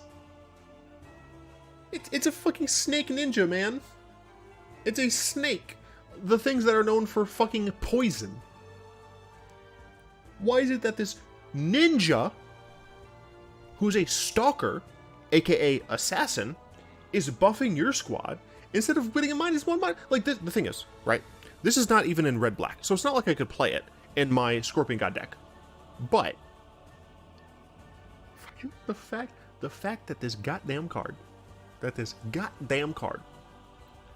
gives +1/+1 counters to things instead of -1/-1 counters to opponents' things is fucking stupid. Wizards, stop with the +1/+1 counter jerking their dick off, dude. Like, for one fucking second, could you please give us more negative counter support? Because I don't know if you know this, negative counters are way more interesting. It's the principle of the thing. Well, fuck principles. I'll call the superintendent. This is bullshit and I hate it. Seven-Tailed Mentor, 4-mana, 2/3. Enters the battlefield or dies. Put a 1/1 counter on target creature or vehicle you control. It's a limited support for vehicles. Or potentially samurais, because it is a samurai. So it's pulling double duty. It's cool art as well. Hinata, the La Corona del Abba. I mean, that's the crown of something. Crown of Dawn. Okay. Oh, are they gonna let us have Corona words now? If like I'm annoyed.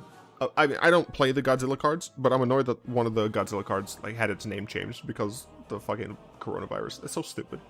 Corona just means crown. In certain languages. 4 mana, legendary creature Spirit Ćeran. Flying, trample. Spells you cast cost 1 less to activate for each target they have. Spells your opponents cast cost 1 more to cast for each target they have. This is interesting.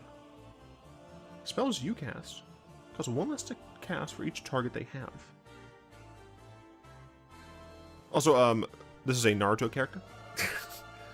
Huh.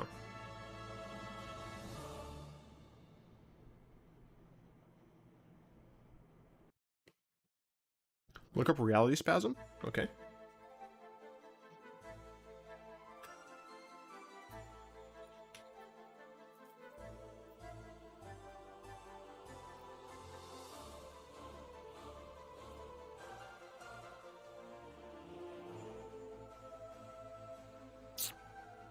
Sometimes Scryfall takes a little bit. Tap X target permanents or untap X target permanents. Instant.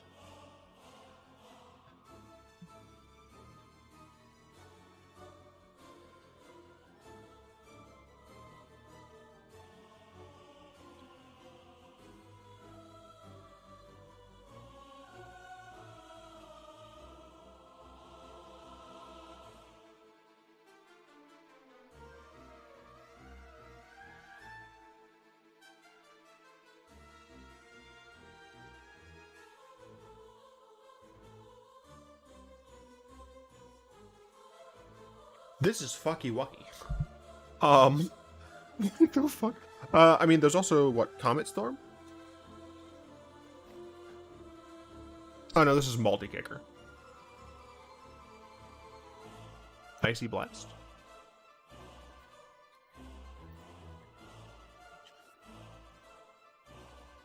You control a creature with power 4 or greater, those creatures don't. Bruh. Purse of Swine? It's a target permanent, right? Duplicate. Back.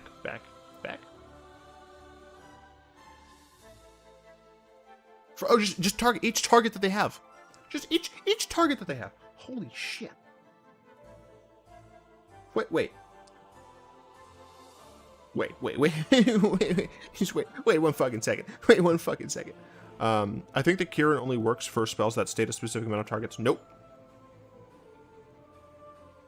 Because the way casting spells work is not actually very intuitive. So what you do when you cast a spell is you announce that you're casting a spell. Then you set the targets. For what it's worth, if a judge is watching right now, I never got a chance to take my to finish my judge practice. So there are definitely parts of this that I don't remember. But you cast. Actually, fuck it. I'm just gonna look this shit up. MTG casting a spell steps.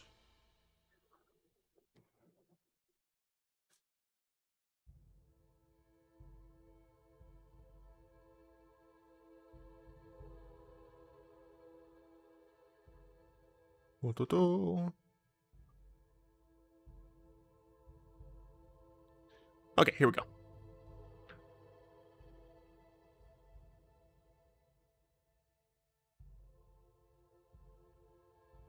Okay. So this is casting spells. Okay. So you announce the spell. You literally say, I'm casting the spell. You move it from where the fuck ever. Right? Then you make choices. Modes, splice, value of X, when applicable. So you say, well, I guess in this situation it's not actually applicable, but then you announce the targets, right?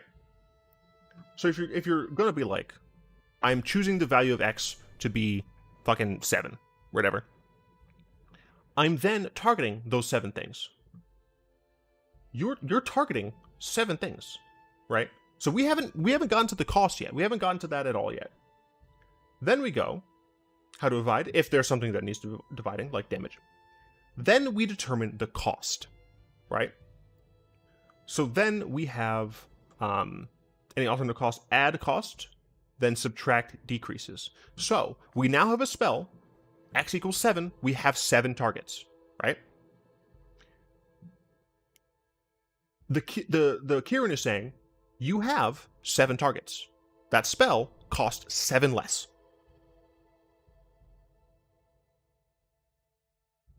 Then, you have mana abilities, and then you pay.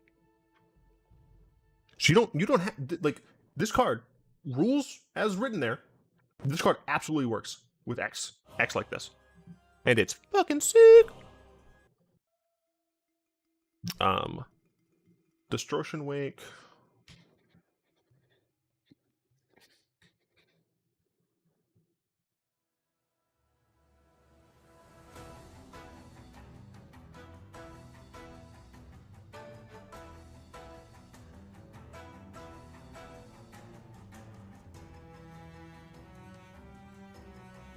You said distortion wake.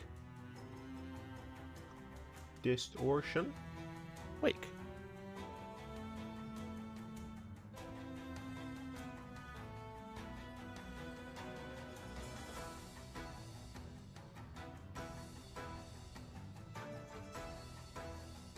Distorting, gotcha.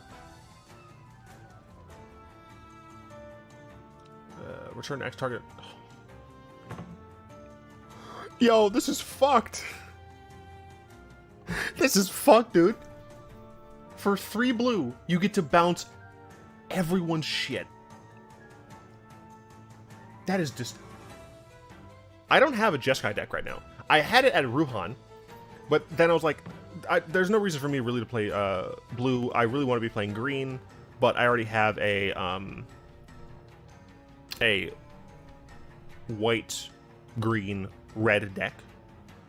So I figured, well, fuck it, let's add black, let's make a Saskia. So that's fine.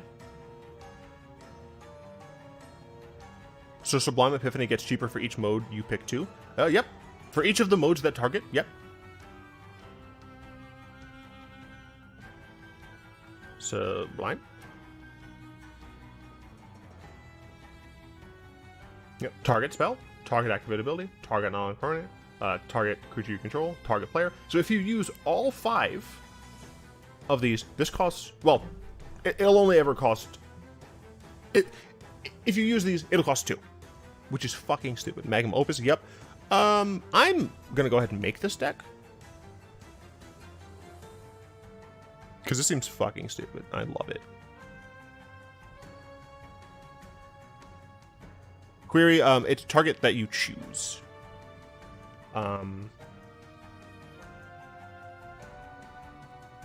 Is there a way for me to have X here? Mana value, mana cost, X, white, blue, red,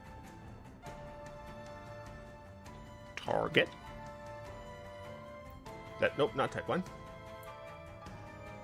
Target.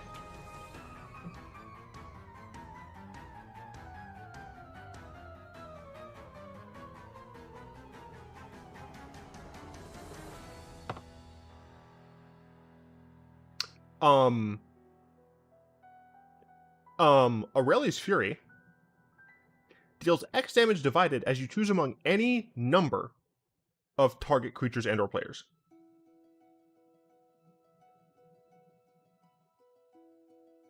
You get to essentially, you target all of your opponent's creatures. Obviously, like, this is best when you're playing in, like, actual commander, which is fine. You target all of their shit and them, and then you can pay 2 mana. Let's say you're playing 4-player EDH. You're one of the players, obviously. Cool. You can target, let's say each opponent only has 3 creatures, right?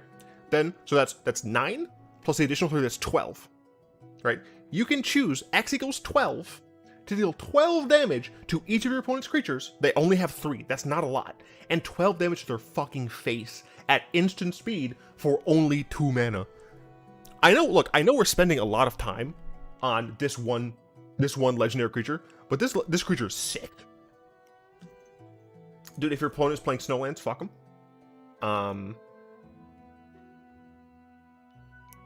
Soulfire Eruption. Look, we'll get to that shit.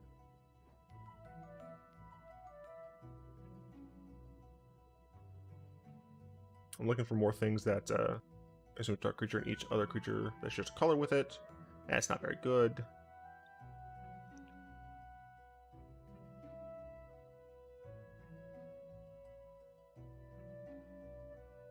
Oh, it is divided. Oh, query. Why'd you have to rain on my parade? The thing is, that's still good. It's still good because like you're still getting like a rebate of 12 in that situation. So like if you just pay just 2 mana for it, you get to just choose to split up the 12 damage. However,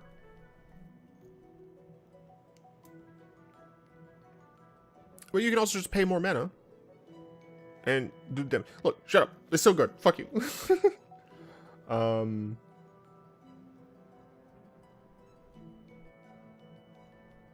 So this one actually is also not terrible.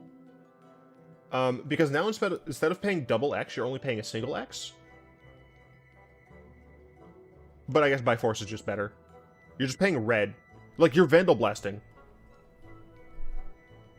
But you don't have to pay the overload cost. The next X damage. Yeah, okay, this is sick. I'm 1000% making this.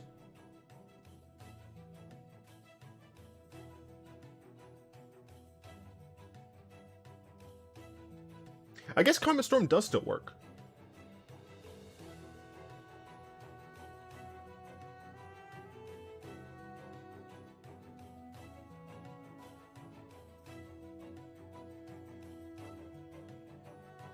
Additional costs. Pay additional returns. I think it still works. Where you have a relatively cheap. You still have to pay a decent amount, but... Or just play against someone with a ton of tokens, then dome the other 3 players for 40 each if you can get enough creatures on board. True? Yeah, yeah, Christine, that's definitely the cool thing. Yeah.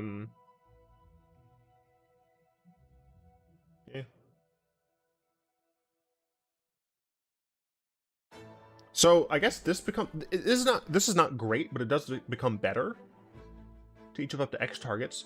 So let's say same situation. You have 3 opponents. They each have 3 creatures.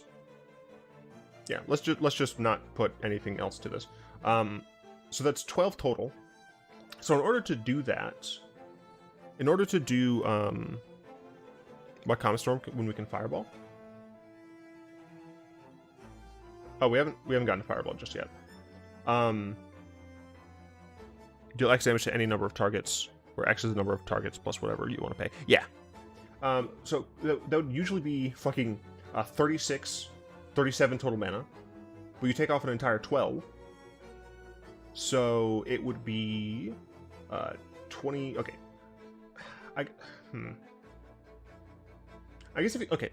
So the thing is, it does 5 times that damage. So let's make it more reasonable and just say it's the 3 players that you want to hurt, right? So then instead of being 9, 10, 11, it's only 8 damage. Yeah, it's only 8 damage, or 8 mana total, which is reasonable to do. So it's 8 mana total to deal 15 damage to each player. That seems good.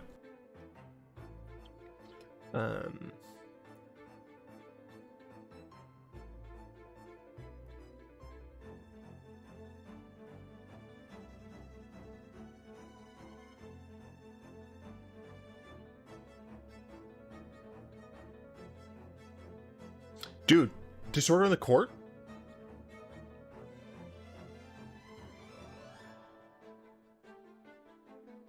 You just get a bunch of artifacts? Dance is nuts? Yeah.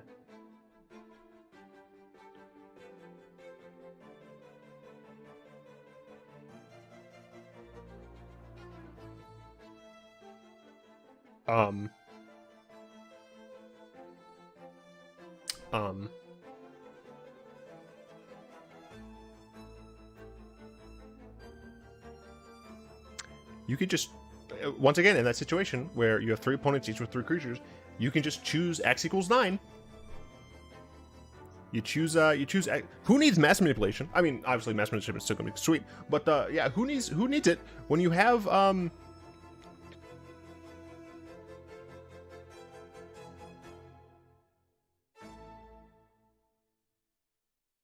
Christian, I'm not sure because it has 3. I'll look at it back in a second. But yeah, you pay 3 mana. Say, once again, you have 3 opponents, 3 creatures, and then you just gain control of 9 creatures for 3 mana.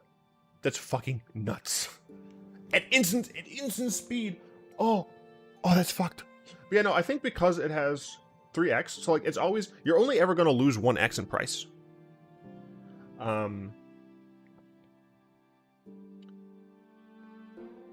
That doesn't, not good. No.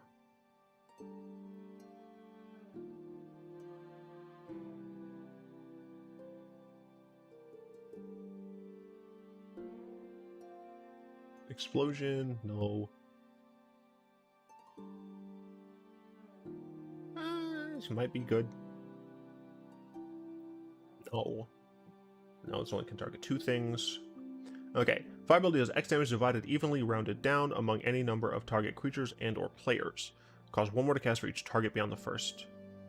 Oh, okay, so yeah, essentially Fireball is just like, you pay X, you get to just choose X, and then you get for free targeting more things. Yeah, Fireball does seem pretty good.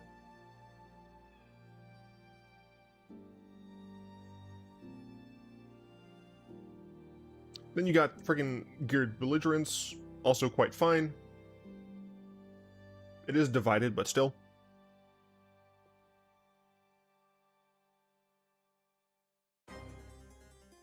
Instant speed, just tap a bunch of shit. Again, instant speed, just tap a bunch of shit. This is from your graveyard, so fuck you. This just destroys X amount of shits. This just deals X damage to any number of creatures. Or X divided, but whatever. Alright, I'm gonna be looking more at this deck, because it's fucking sick, dude.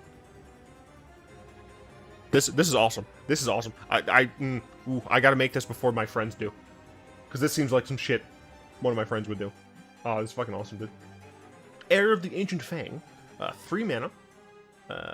For a 2/3 Selfless Samurai.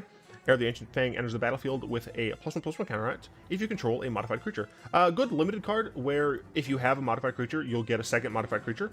Other than that, I don't think it's very good. The beauty of Divided as you choose is that you can just nail one specific creature for the full X. Yeah, it's fucking, oh man, this, and it only costs 4 mana. Like, it's not super expensive, and it is just a flying trampler. Like, this card's fucking sick, dude. This card's fucking sick. It's like not terribly expensive. Oh man, oh, I love it. I'm not sorry for those noises, by the way. Discover the Impossible. 3 mana, instant, look at the top 5 cards of your library, exile one of them face down, and put the rest on the bottom of your library in a random order. You may cast the exiled card without paying its mana cost if it's an instant spell with mana value 2 or less. If you don't, put that card into your hand. Huh. So you look at the top 5, and you can either cast a free instant spell, if it's 2 or less. So essentially, you're paying 3 mana for the spell, but you do get to look for it. So you're paying a premium of a mana, but that's fine. And then if you don't cast it, then you just put it in your hand. This card seems good.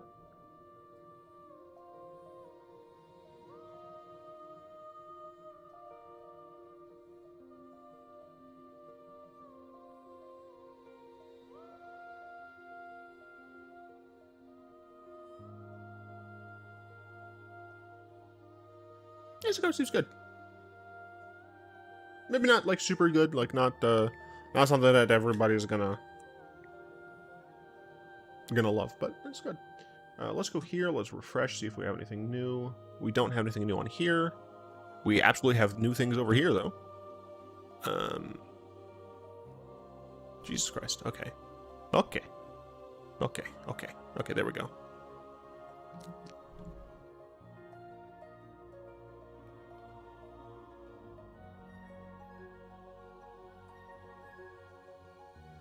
Floop doop, floop doop.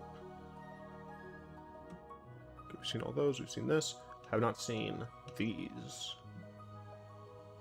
Again, if they are leaks, I'm very sorry, but it's very difficult for me to know which ones of these are leaks and which ones are not.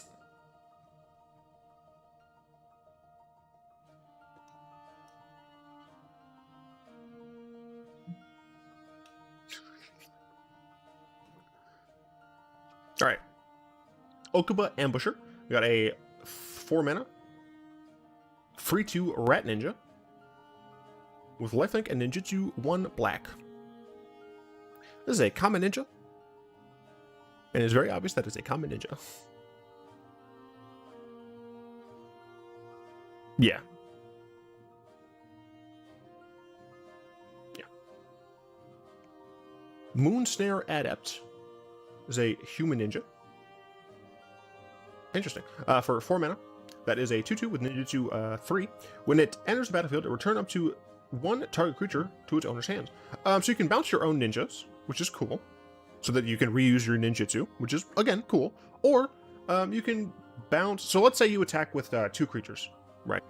Your opponent only is able to block 1 of them, right?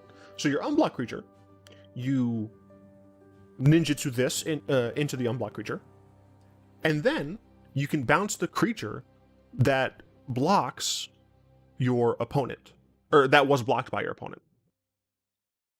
Or I guess you could just bounce their creature, but if you bounce the creature, if you bounce your creature that was blocked, let's say it's had the better trigger, then you can ninjutsu that in on the Moonsnare Adept to get the trigger.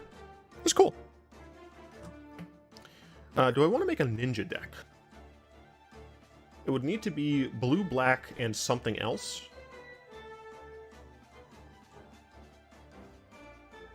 Can't be Esper. Can't be Sultai.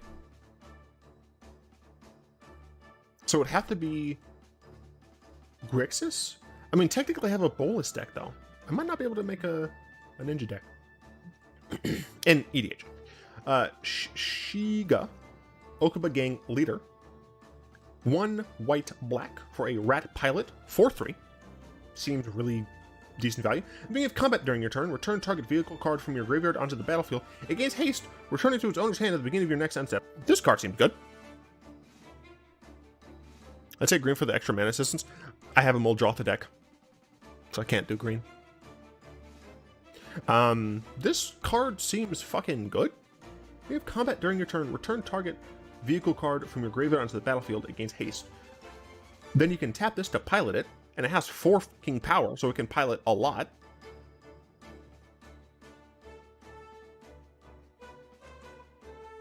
This card seems sick.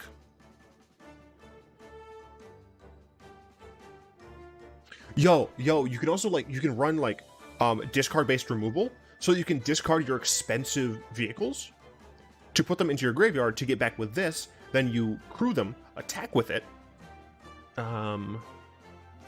Let's see, let's go here. Let's do, I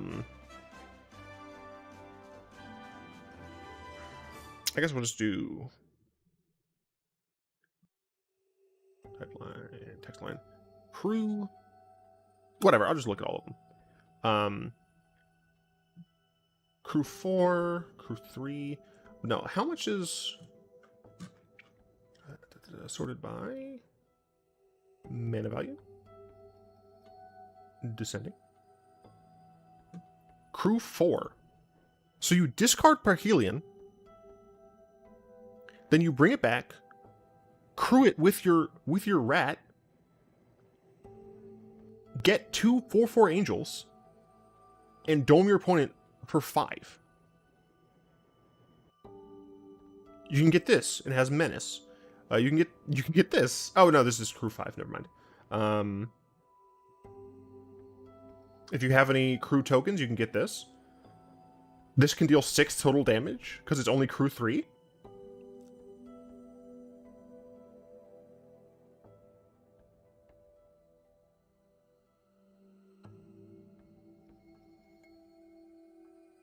Weatherlight is crew 3. I mean, is pretty sick.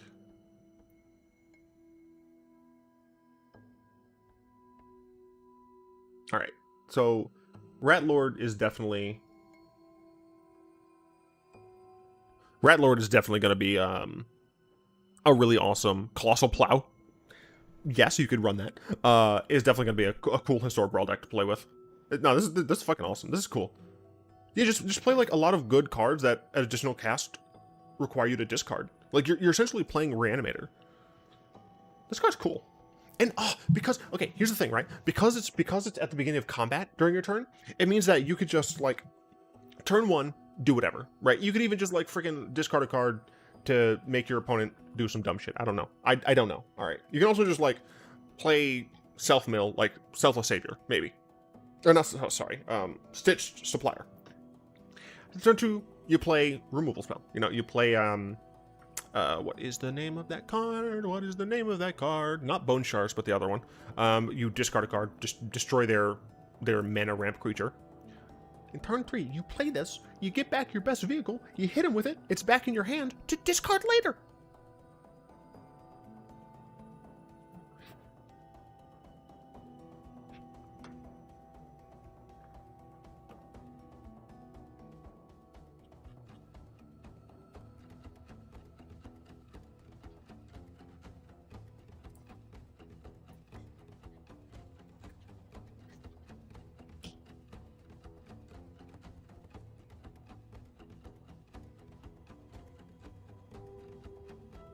Bullshit, that's it. There's no way those are the only cards.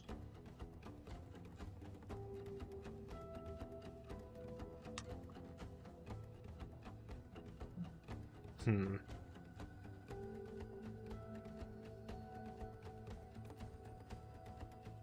not sure. I'm not sure, but we'll figure that shit out. Anyway, Boon of Boseiju. 2-mana instant, target creature gets +X or +X until end of turn, where X is the greatest mana value among permanents you control. Untap it. This is really good with Tree. Miasmic Mummy.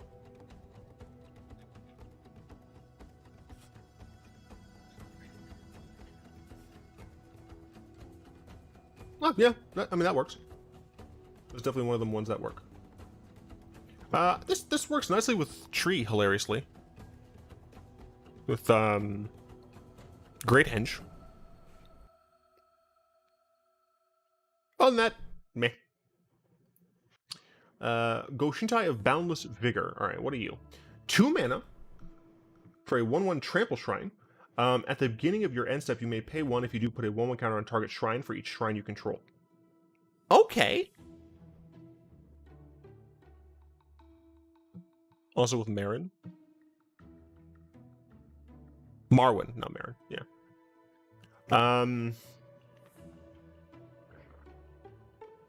This is actually a very helpful shrine.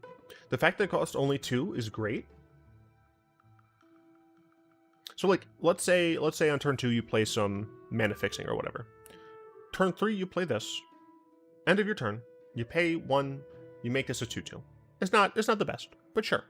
The following turn, you play, let's see, whatever, you play 3 or 4 mana shrine.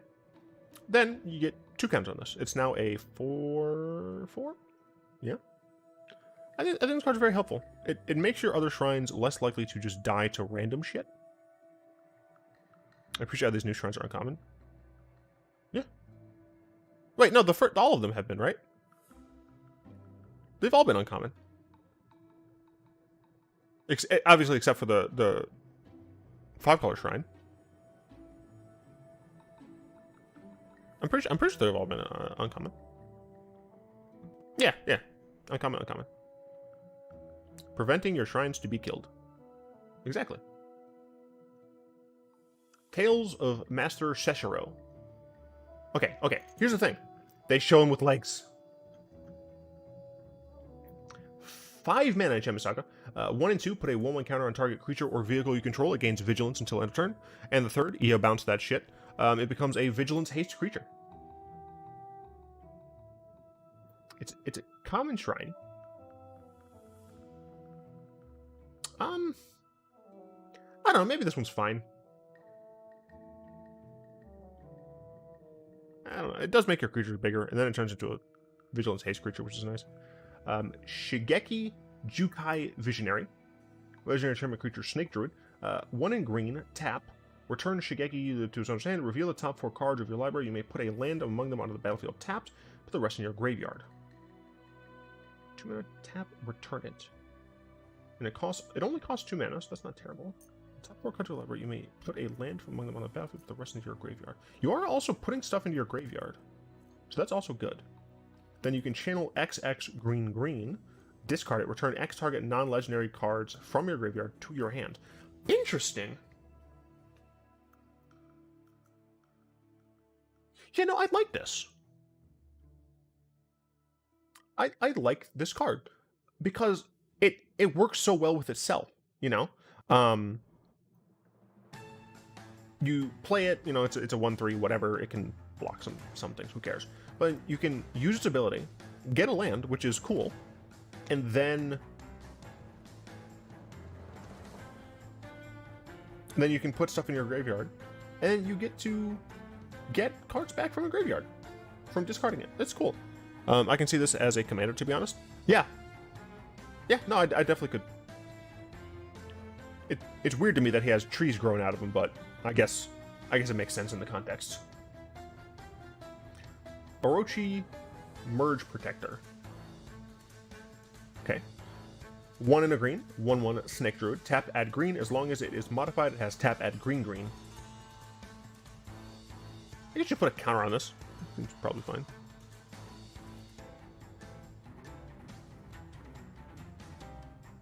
I mean, we've obviously seen stuff like this before with like Elfhame Druid and stuff. Yeah, if you can give this a 1/1 counter, it's reasonable. I'm loving the horns on this dude. I don't know why he has horns, but it's fucking sick. Spinner Bracelet. Oh, fuck that, dude.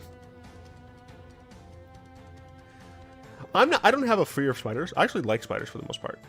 But fuck that. Ah. No. Why? Like, why? Why would you do this to yourself? Anyway, 3 in green for an artifact creature equipment spider. It's a 1/4 with reach, and equipped creature has 1/4 and reach. It reconfigures for 4. Fuck this. Fuck anyone who's using that shit. You're nuts. Get out of here. Ishin, 2 heavens is 1. This is a red, white, black legendary creature human samurai. If a creature attacking causes a triggered ability of a permanent you control to trigger, that ability triggers an additional time. Man, it's real crazy how there are a few different creatures that when they attack, you get a trigger for an extra combat. It's kind of nuts. So with Aurelia the War Leader, you get... Actually, let me just double check. Does this work how I think it works? Aurelia. Whenever it attacks for the first time each turn. Yeah, so this just has to attack. It only has to be the first time, but this phase there's just no combat phase. So you do need vigilance. Whenever attacks for the rest of the turn, untap all creatures control. After this phase, there's an additional combat phase. So yeah, so you'd get 2 additional combat phases in a row. Double dipping with Velomachus. Oh yeah, that's true. Whenever it attacks, look at the top. Yeah, dude. I mean, it's literally just whenever and attacks.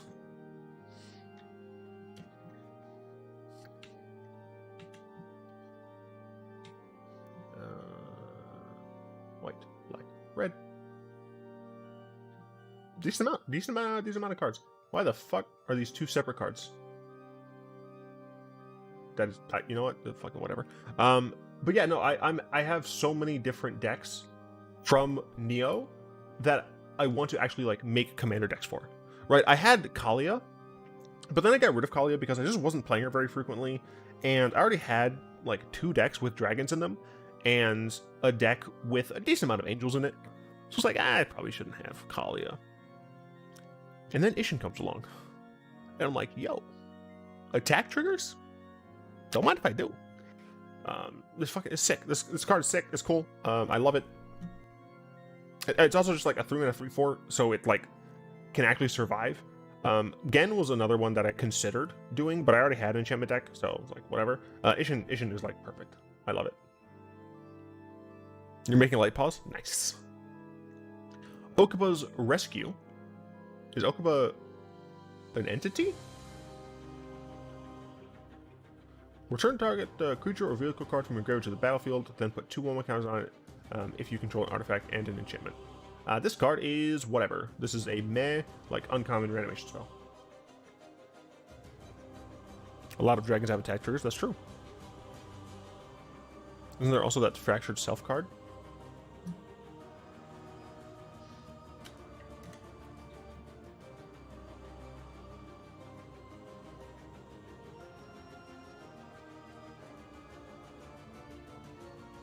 No, I know Okuba is a faction. But I figured they would call it Okuba Game Return or something. Is that a Fractured Self card? Query, I need more information.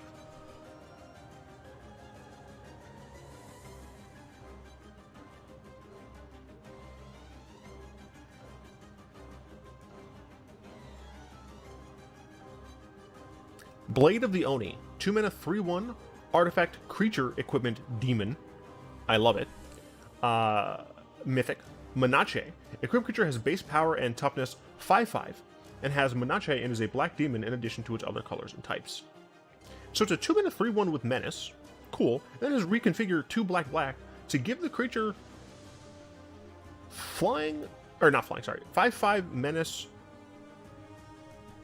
I guess technically that's it.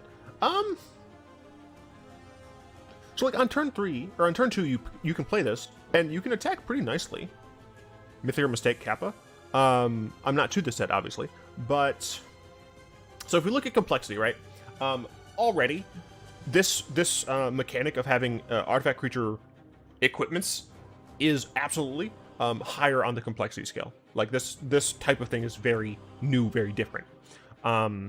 It's not super new and different, but you know, in this context, it is fuck you.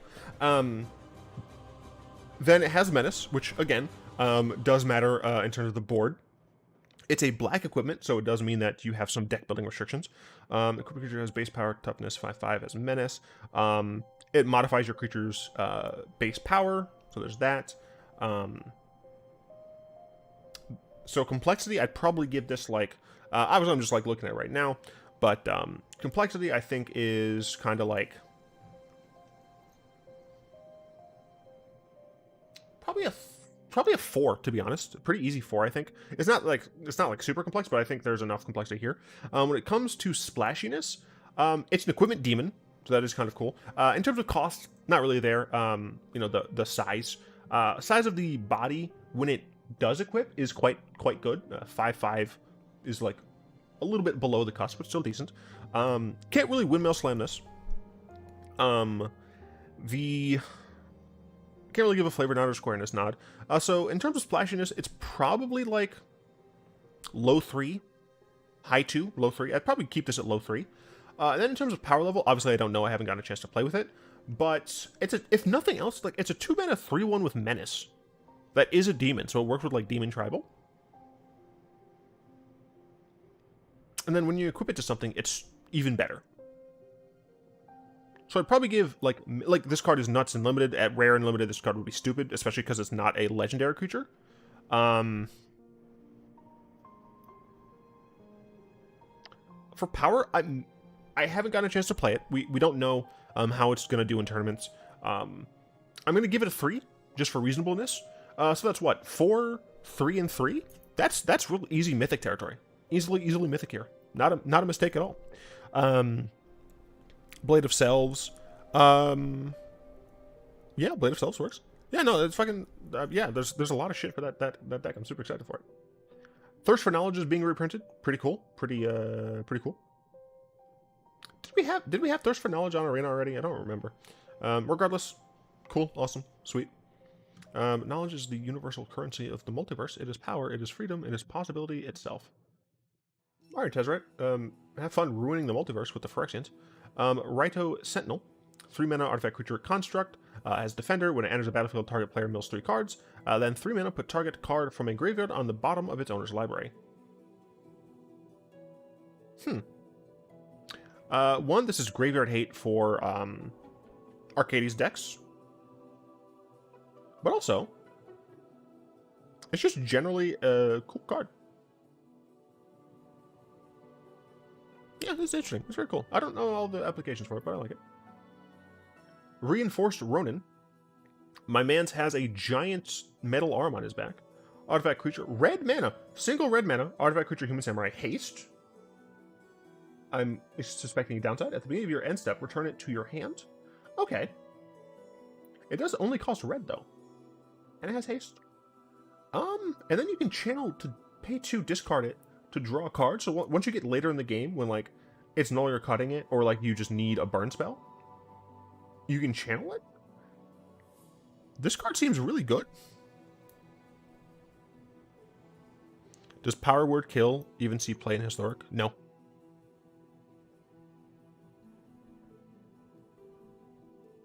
Thirst Knowledge is historically legal. Thank you, Beguiler. Grenzo? Oh no. Oh no. Yeah, one of my friends plays Grenzo. I hope he does not find this card. Because I am scared. Yo, fuck that shit. Kami of Industry. 5 mana, 3/6 spirit.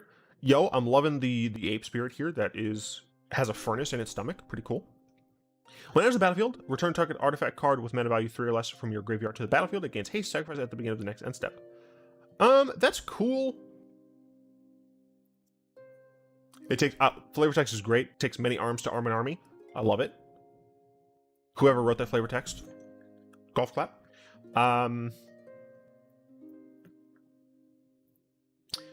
You sacrifice it, you don't exile it, so that's fine. This card's maybe fine. Among Kami, true. Also, good afternoon. I'm hoping everyone is handling the Winter Storm well. It's not close yet. But all law, it coming.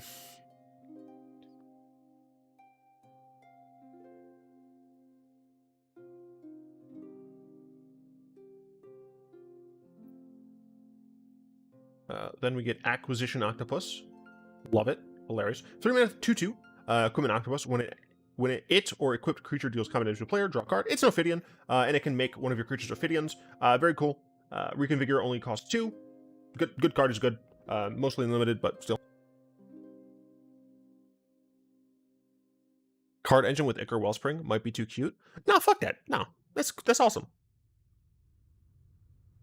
Yeah, I mean, it works with a bunch of other things too, like a bunch of really cheap artifacts that ETB to like draw you a card, and then you can sacrifice them for something, right? I think this card like has potential. If it were 4 mana and just like change the stats a little bit, I think this card would be fucking sick.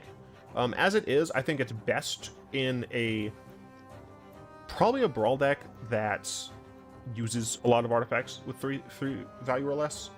I think it's too slow for Constructed, but I think it might be fine in Brawl. Next we have March of Burgeoning Life, the green March, which apparently is bad. Server Schematic, yep, works with that too. X green, instant. Additional cost to cast this, blah blah. You have the green shit. Choose target creature with mana value less than X. Search your library for a creature card with the same name as that creature. Put on the battlefield, tap, and shuffle. Wait, Kree, I thought you said this is bad. Also, what's up, Ace? Having a good time.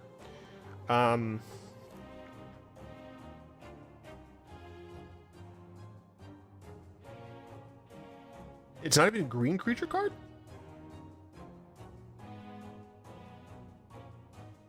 Just our creature card. Oh. You're not choosing a creature card. You're targeting a creature. Never mind, this card fucking sucks. Clearly, I'm sorry that I doubted you. This card is not good.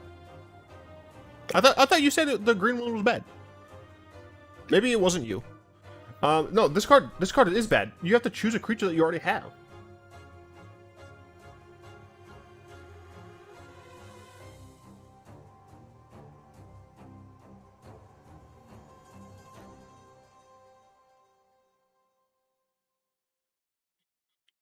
Wait, first ban of the set? This card is bad, Jose. Because you have to have the creature already. Creature card with the same name as that creature. Mana value less than X? Yeah, this is terrible. Less than, it's not even less than or equal to. Yeah, oh, you said it was bad? Yeah, no, Christine, you were correct. This card is fucking garbage.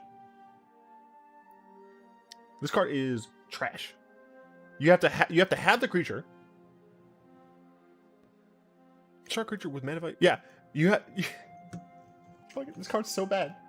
You have to have the creature already. Choose over for a creature card with the same name. With X, with value less than X. What the fuck is this? I said they were all bad. The blue and black ones are in colors that can fuel it, and the red one can do cute shit with Squee. If Watsy stops printing garbage rares, I'm gonna run out of bookmarks. She's playing a weird elf deck. Like, so okay. Here's why this card is fucking terrible. Let's say you want to get a copy of a 2-mana card, right? Let's say you want to get a copy of 2-mana Lord, even. You have to target that Lord, but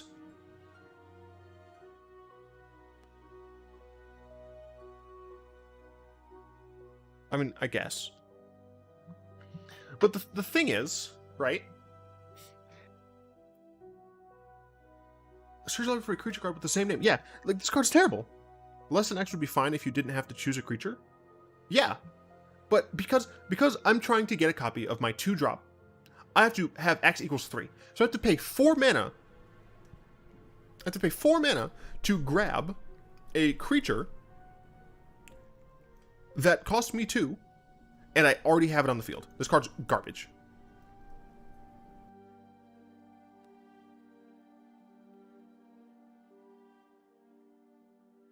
Yeah, I think sideboard for mirror matches would make sense, but I don't think I'd even play this in a sideboard against elves. In elves, I would rather just play some other shit to fuck over my elf opponent, but not like this. I hate it. I mean, I guess it's instant, which is whatever, but I still think it's terrible. When we were young.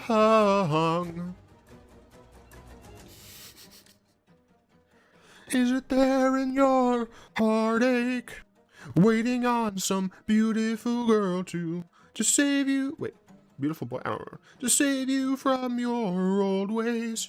Now take it easy, easy now, watch you go. He doesn't look a thing like Jesus, but he talks like a gentleman, like you imagined when you were young. For 4 mana, you could just cast Coco and get 2 copies. Yup. Very true. Anyway, 4 mana instant up to 2 target creatures each get +2/+2 until end of turn. If you control an artifact and enchantment, those creatures also gain lifelink. Good limited card. Good limited card, that's about it. Seems like a good combat trick. Yep. I think it seems pretty good. You don't have to have 2 creatures, but if you do, I mean, that's 4 mana for +4/+4 at instant speed. And then if you happen to have the extra stuff, you get lifelink. I think it's a pretty good limited card. Yeah, good and limited, yep. Blooming Deer.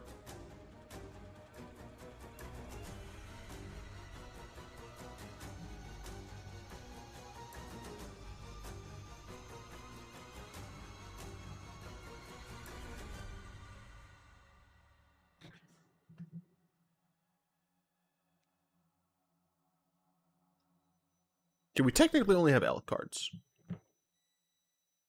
But this is deer, and it's typed as elk. So my question is, why the fuck is this just a spirit? It literally is called a deer. Sawsbuck? Dude, this is Sawsbuck. But legit, why is this not a deer? Or why is this not an elk?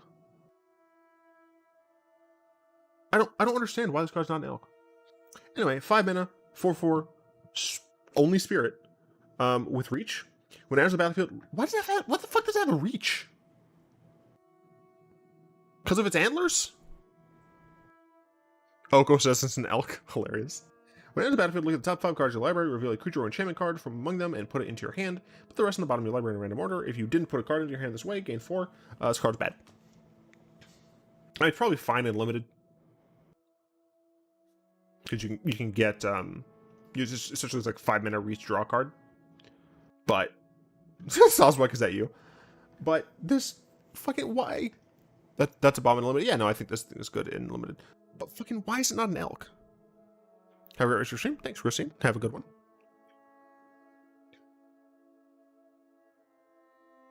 The deer archetype is stagnant. Nice.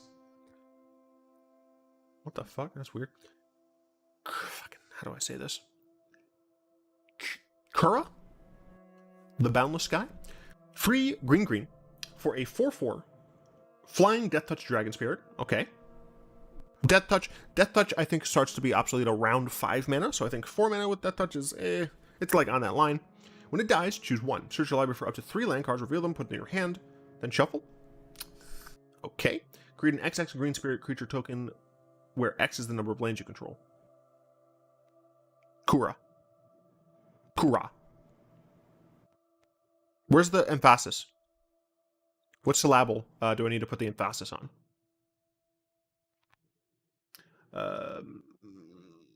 You get any land, so I guess that mitigates the fact that you're putting them in your hand. I do think, like, if this shit just put 3, even if it's basics, just put 3 lands onto the battlefield, that'd be fucked. First syllable? Okay, so it's Kura. Kura. Okay. Man, I don't know. It's fine, I guess. It's fine. Replication Specialist. 5 mana for a 3/4 Moonfolk Artificer with flying. Whenever a non-token artifact enters the battlefield under your control, you may pay 2.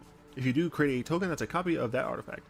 This card is very too expensive for constructed, but in limited, as well as in historic Brawl, it might be fine. Card seems not bad, to be honest. Sleeps behind a decent sized body, or can guarantee your next 3 land drops. Yeah, no, I think the dragon's not too terrible. But that is it for the Sporlars today. Load up Arena, and then I have to go grab my lunch. It is 3 p.m. for me. I have not had lunch yet. I'll have to go make my sandwich.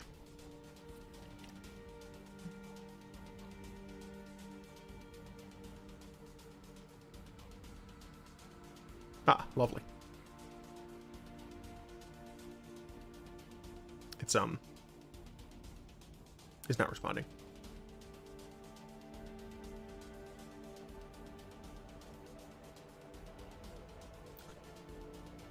I'm gonna go make my sandwich. I will be right back. Oh, cool. Join the queue, baby.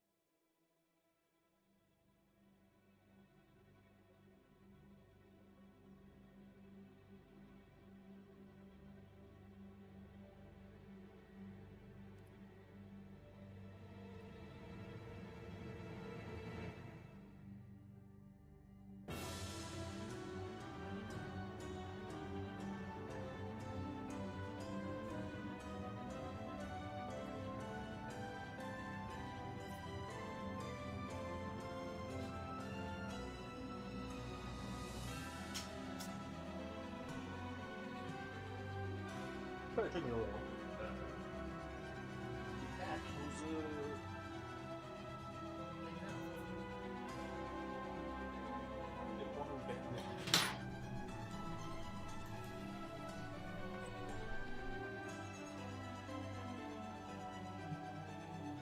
I am back to fewer viewers. It's fine. Historic all access.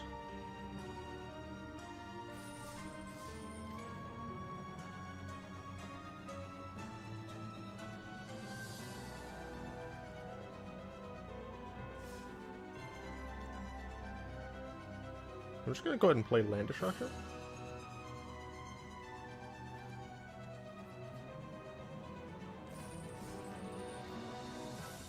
Alright, cool. You can change decks.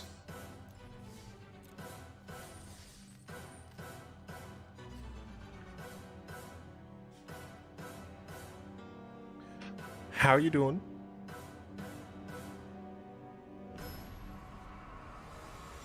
Hope you're having a good time.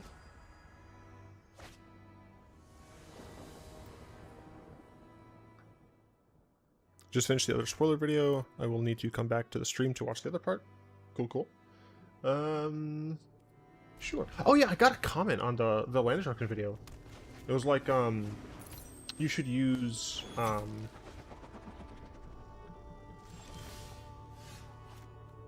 you should use Cascading Cataracts because it's indestructible. I was like, oh fuck yeah, I forgot about that. Because then I can hit my own lands.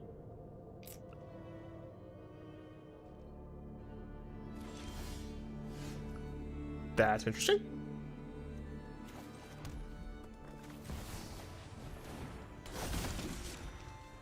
They missed a land drop. And I haven't been playing land destruction.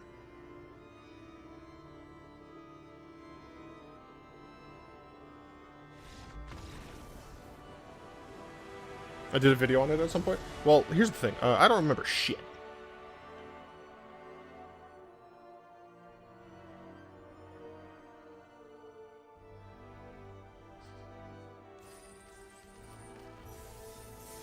The real question, though, is what do I mean, I shouldn't have too many issues with colors.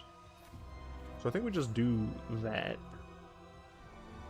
And then we just put in 2 Cascadings.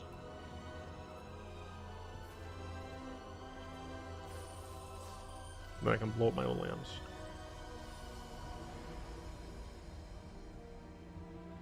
No! My spinach. I have to redeem myself after yesterday's video? Yeah.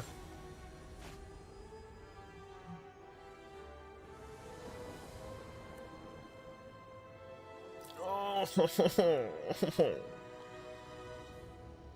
Mantide is so good. It's not as good when you go second, but whatever.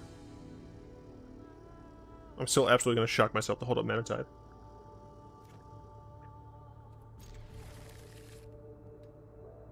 Don't play a 1-drop, don't play a 1-drop, fuck you, don't play a 1-drop, yes.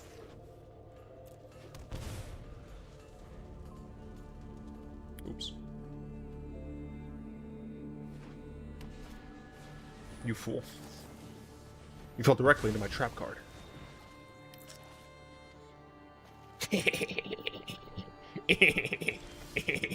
You fucked.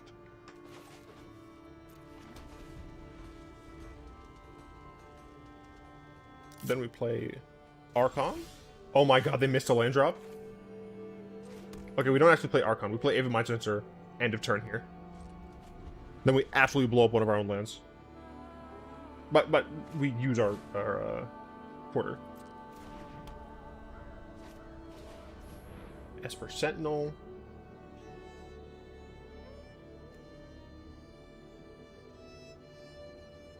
I think I need to Avid Mind Sensor now, because they could have the counterspell.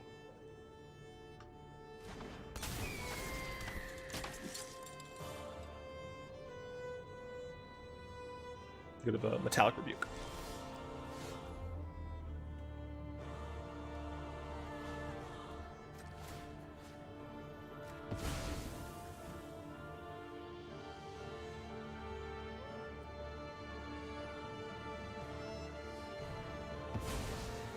Don't find the land.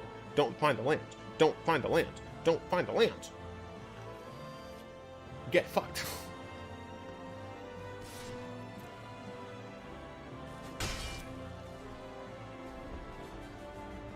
Now, for what it's worth, I'm only on 2 lands, but I don't need more lands when I just blow up theirs and they concede.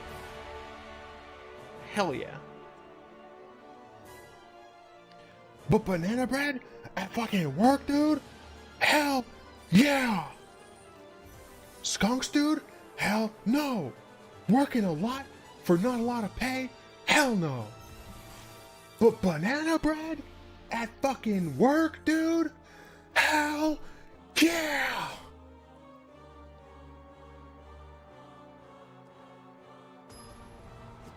I love that video. It's Joffrey Bedso. Bezdo. Whatever. We're gonna see if turn 1 land into turn 2 land into turn 3 Stone Ring is gonna lead to a concession. Ah, fuck. It's elves. No, it's not. It is absolutely not. My opponent's not gonna give a fuck. Shit. Well, I'll get the Stone Ring twice, so that's good. Should I have Elite Spellbinder instead? Probably. Yes.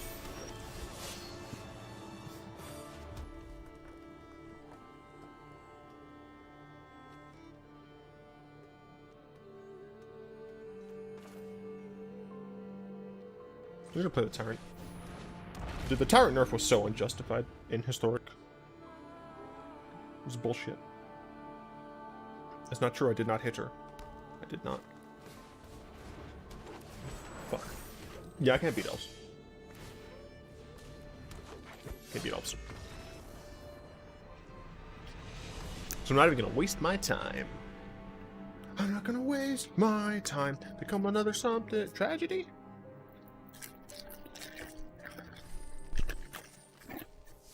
A society.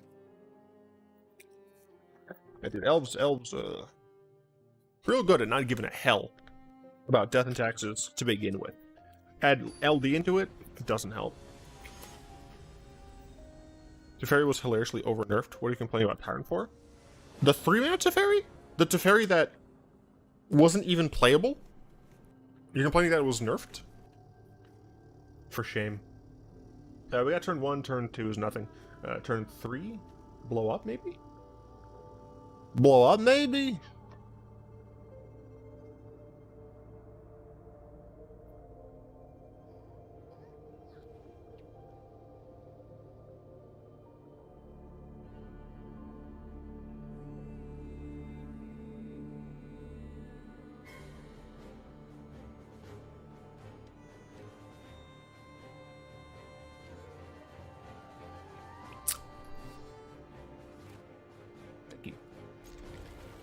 Don't have a turn 1. Don't have a turn 1. Don't have a turn 1 play. Hell yeah.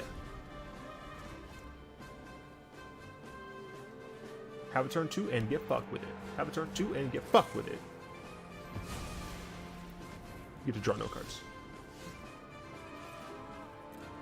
I can Tyrant here. Dovin? Dovin who? Oh, there's a planeswalker back. Point out your inadequacies.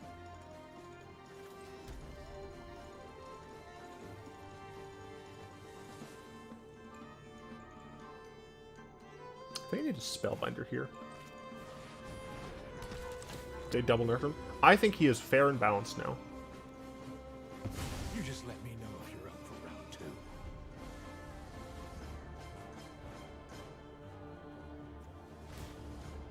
There are many who have turned weakness into a virtue.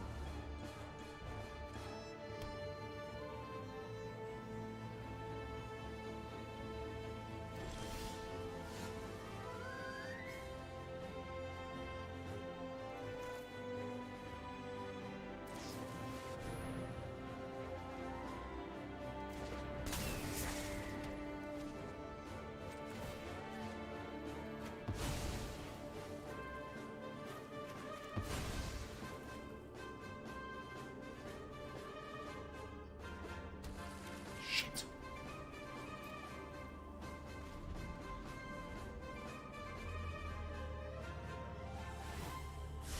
Boxes are made to be thought outside. I do think that even if he was still at 3 loyalty, 3 CMC, I still think it'd be too good.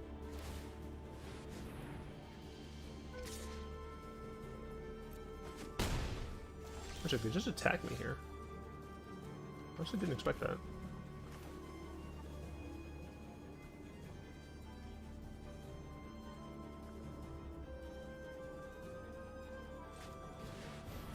If I get Wrath here, which would not be great.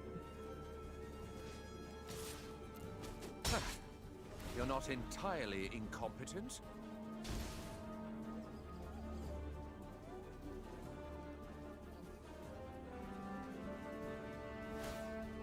These results are perfection. Maybe Is play the other one. Yep. unattainable, so stop trying. I wrote an entire treatise on your impending failure. We're studying contrasts. I'm excellent and you're, well, not.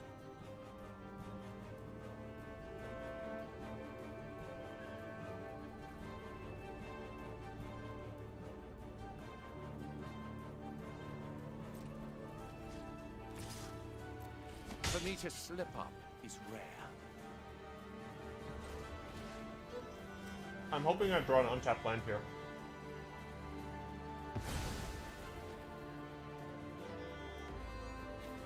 I also like them not to get on. Oh, fuck yes,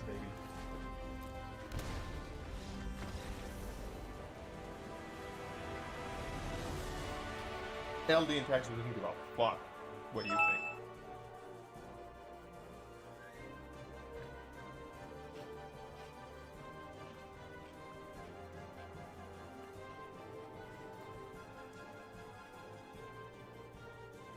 I'm so hungry.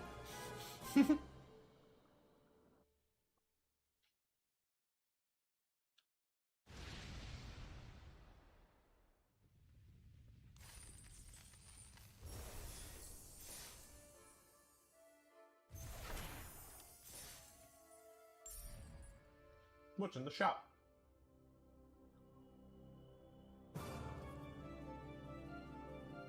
Garbage.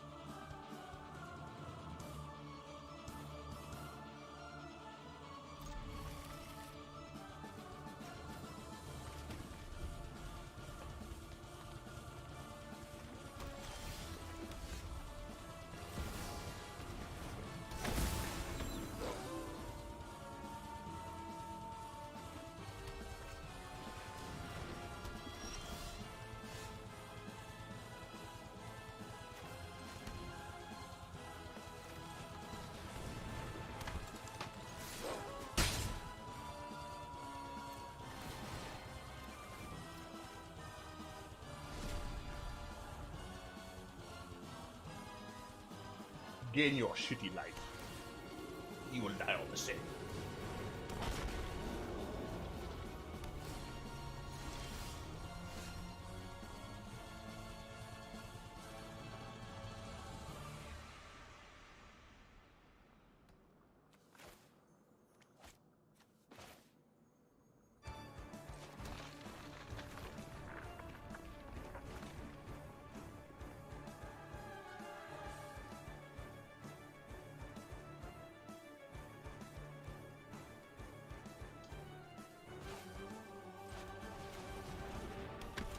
guess I should have waited until after I drew. That was stupid.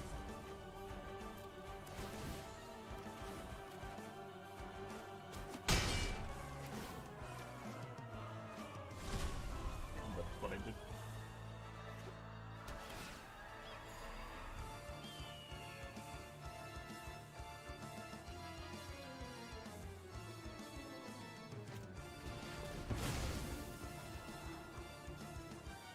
Yeah, I draw very many cards every turn. I'm fine with blowing up my range.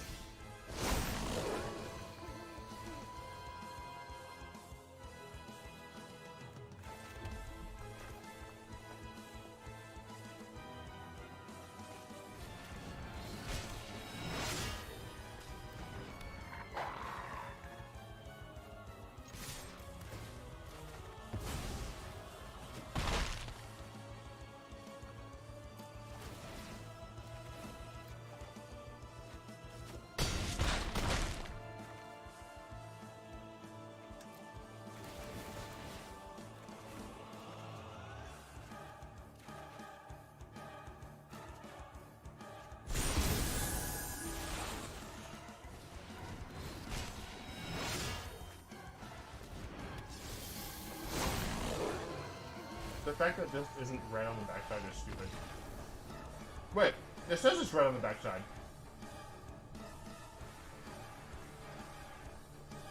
It didn't used to have that. Oh right, I'm stupid. It's about mana value shot.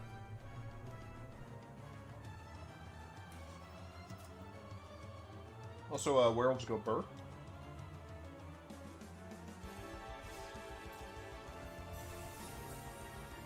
It's not fucked, it's just over here.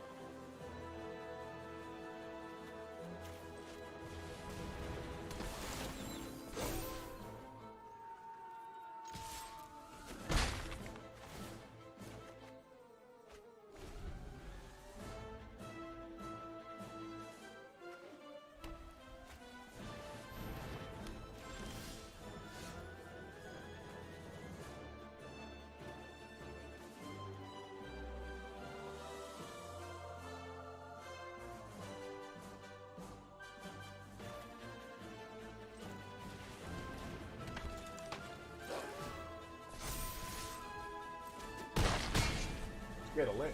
Let's get a land. Hell yeah.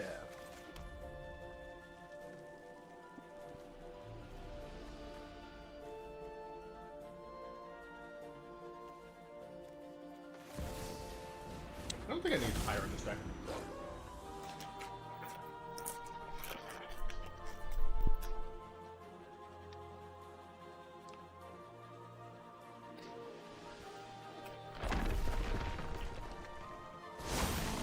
Done nothing? What? Are you sure you want to do this? I guess not. All right, back to the main.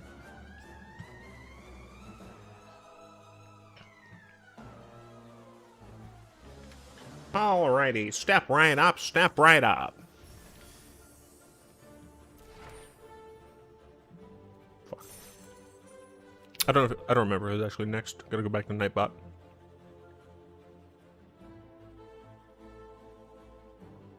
Should be next. Hey, Nightbot. There you go. Nightbot is very slow. Query, what would you like to play?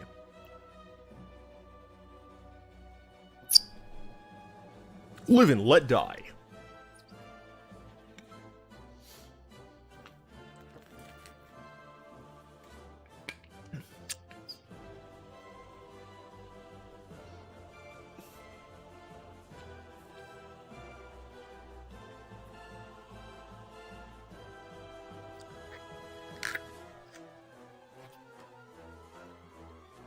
Oh, sure.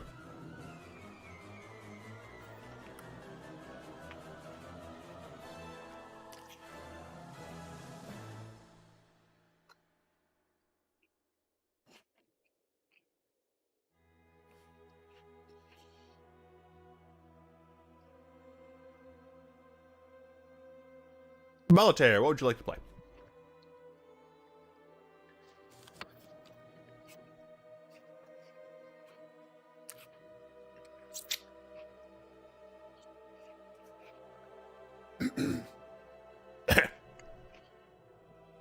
Historic drink? Asking you shall receive. Just historic. Okay, yeah, best of one, thank you.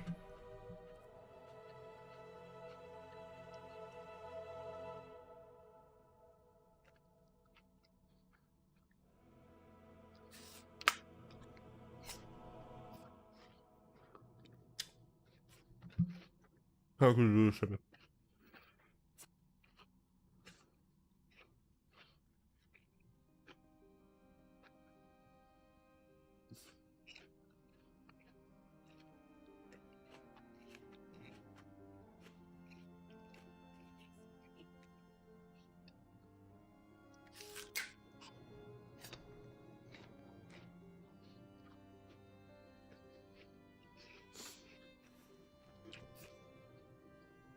If only there was an option for best of 5. Oh wait, there isn't because Wizards is. I'm not gonna say it.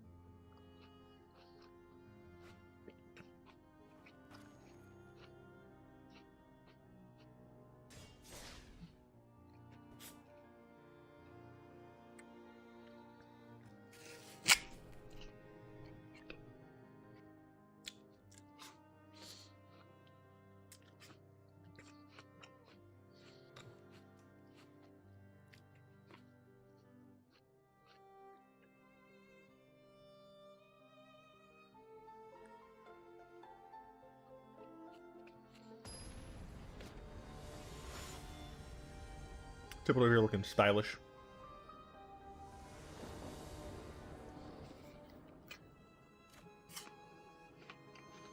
It's fine. Turn 1. Turn 2. Uh-oh. Turn 3, Demicky.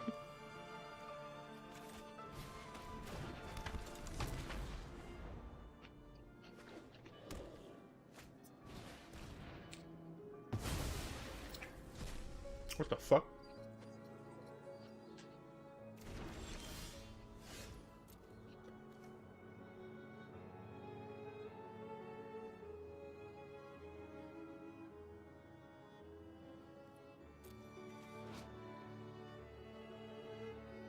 What the fuck?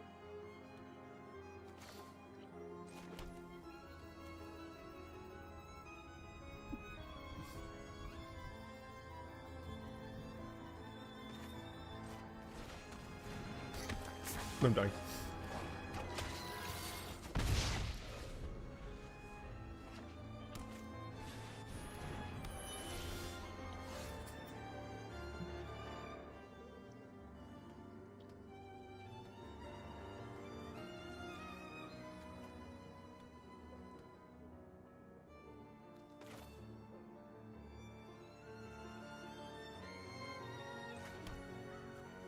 Shit.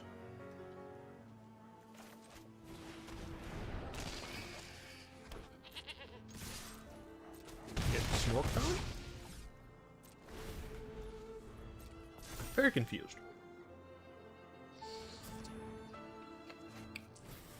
Okay. Okay.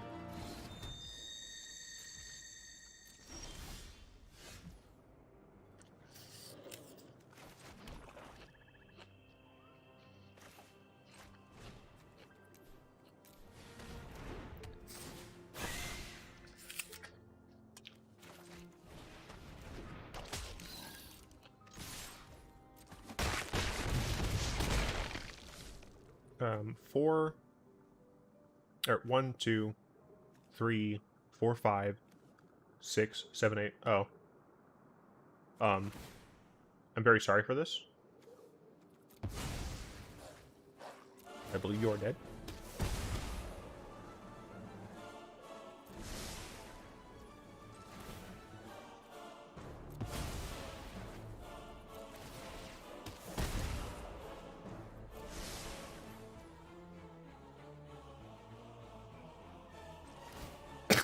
As BM. I'm going to let him show off his deck. I'm just gonna put him to 1 first.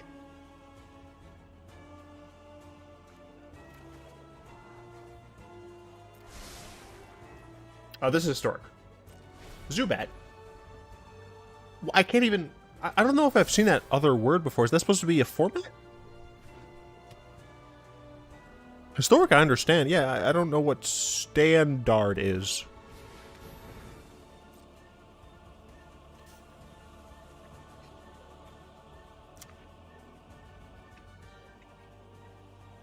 And sometimes when a new set comes out, they're sealed.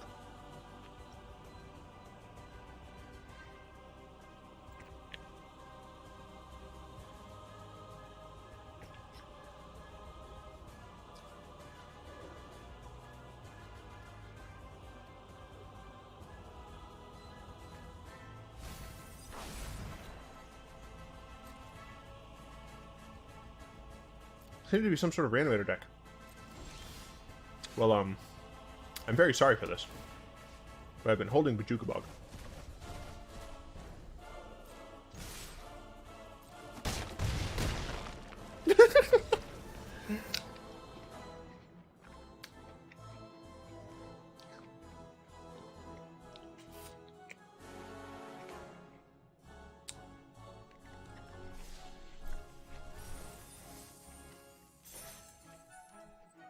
It's really meta, the part of the underground Magic games. Query, you didn't have to say bad.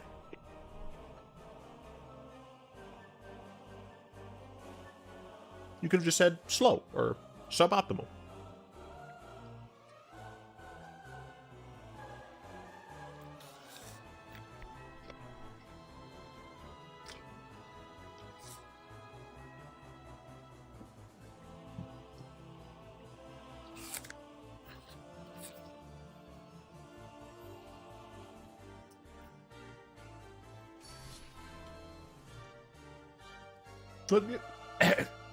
Let's see if this works. Let's see if Wizards fixed it. I'm gonna go on a limb and doubt it.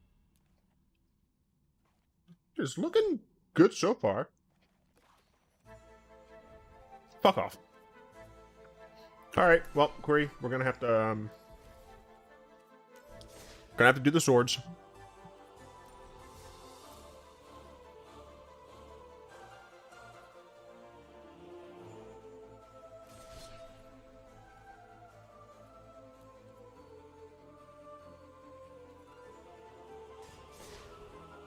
Normal coverage Guardian. Eventually, I want to play that over and over again.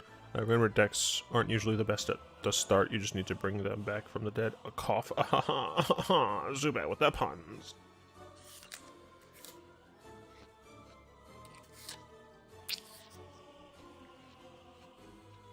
It was just fake your fucking game. Please? Pretty pleased with the cherry on top?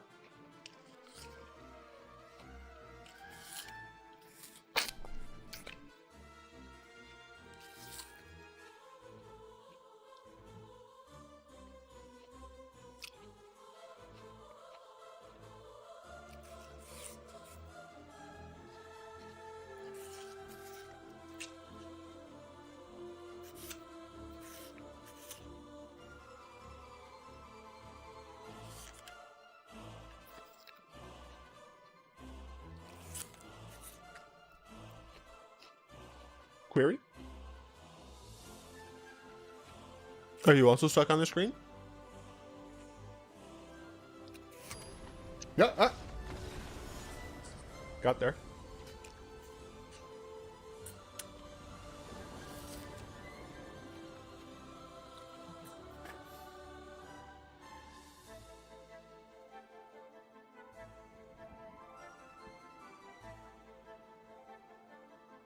Do any of you work in, like, online connectivity at all? Like, how I assume that the way this happens is that the client tries to communicate with the server to communicate with another client. And my assumption is something happens with those two separate communications, or one of them. And that leads to a draw.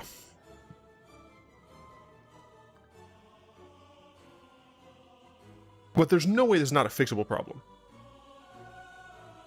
You're shutting it right now? Oh, nice.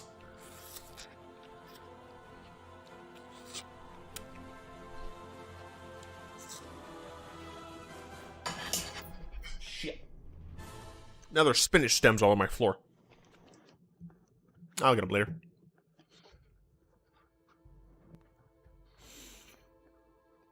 And oh, it never connected on your end. What the fuck?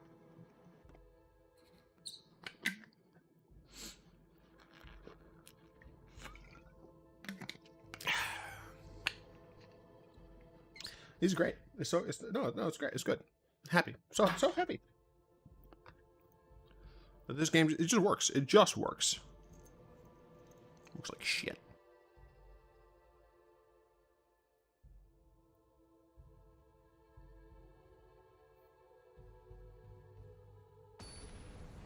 But the server doesn't have the confidence that the connection is being stable. Ah.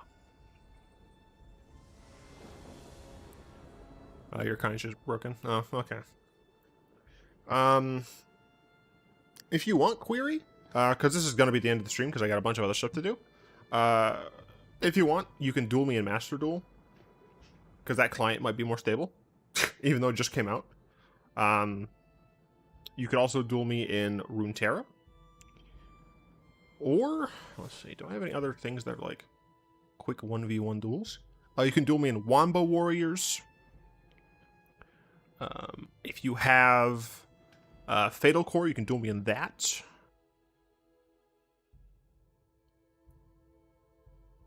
Yeah, I think those are the only places that you can duel me that I have access to.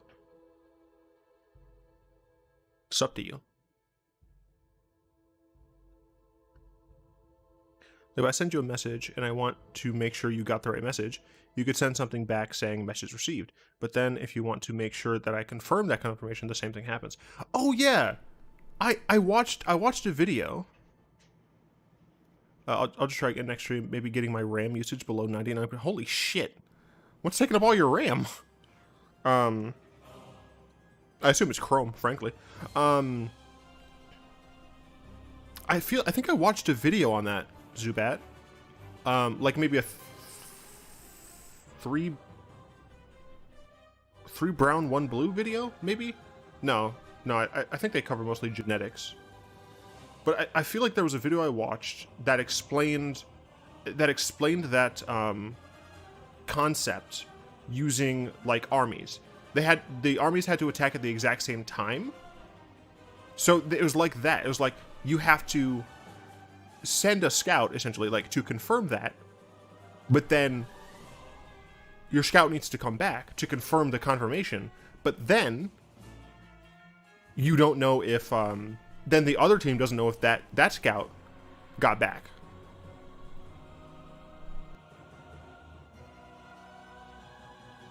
Alright, well, for the last part of the stream, I'm just going to go ahead and be cancerous and play some slivers. Wait, shit. I don't remember if it was shards too. Yeah, we'll find out. 3 brown, 1 blue is great. A lot of the YouTube I watch, the 2 generals problem. Yeah. This hand is fine. But I just like watch random So, like, just random, like, educational videos. It's just fun, I guess.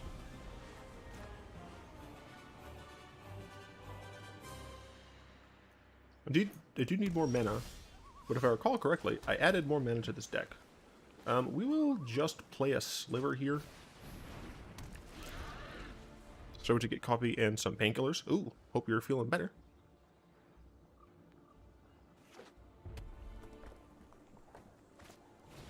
Mind strong, okay. Let's put out a tempered sliver. Technically, the blur sliver is better, but I wanted to hold on to the blur sliver for right now.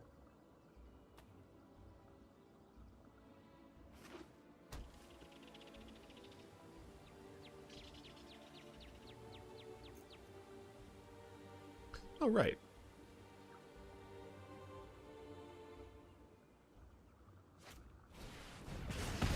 You suck and I hate you?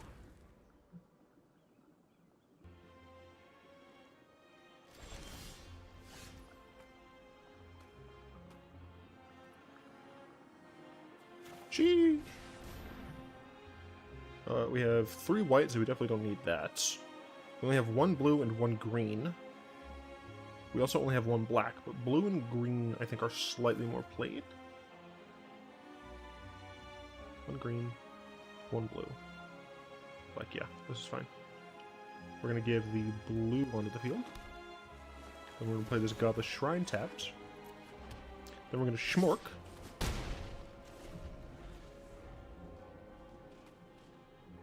We're just waiting to see what our opponent's trying to do. Grant Sanderson, 3 brown, 1 blue, is a really nice guy too. He does a few talks every now and then. Oh, that's nice. Sigh. Aye, Scyther. I'll say Shadow Spear. Oh no, the table is broken. Let's go ahead and do this. Then we will attack. Block it, coward. Block it, coward. Block it, coward. Fool.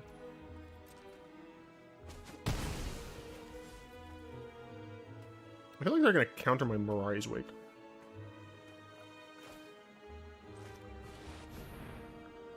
Don't counter it.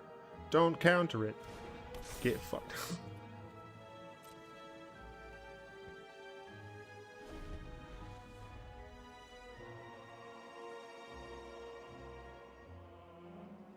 Sighs loudly. Little joke at the master thought for 6 pence. I don't get it. I'm dense. I'm more dense than lead.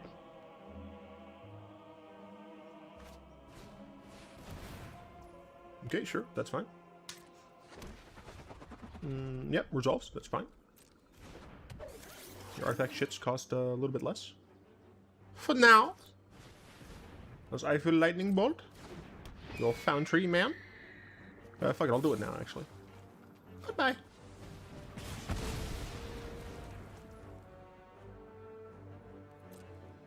Because his name is Sai. Oh.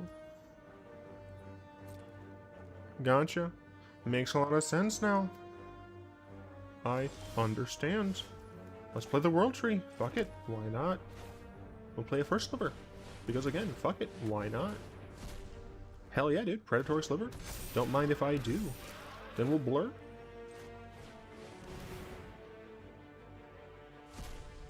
Hell yeah. Enduring. Come on, get a 1-mana sliver. Get the 1-mana sliver. Ah.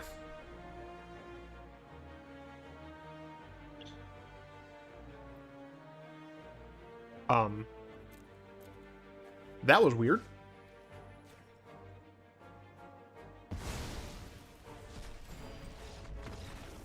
We did it. By we, I mean me. No, I'm kidding. Random thought. Think one of the things that I'm not excited for with modified creatures is that to enchant your own stuff is a little boring and mostly on blue and white. And green. They did something like number of modifications you contribute to or something where you're pacifying or applying -1/-1 against your opponent's creatures countered. That would be cool, but unfortunately Wizards doesn't like when you use negative counters because it makes your opponent sad. Now their creatures are a little bit smaller. Wah.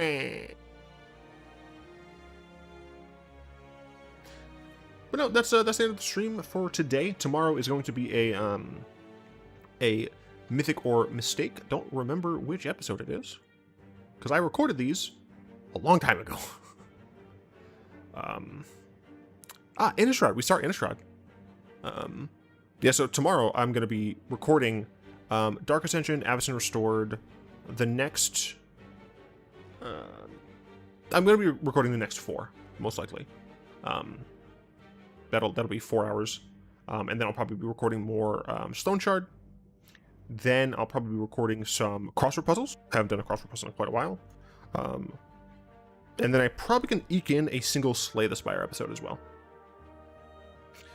If you are here and you aren't subscribed to my second channel, Six and Stuff, I really hope that you do, because currently I don't make any money off of it. I need 1,000 subscribers before I can start making money off the second channel. And it wouldn't be a lot of money because, again, it's a tiny channel right now. But it would help me. Anything would help. But yeah, thanks for hanging out with me. I will see you all probably Friday, to be honest. I'm probably going to stream some Pokemon on Friday. Then Saturday, obviously, is the Twitch stream for Magic. And then Sunday will probably be more Pokemon.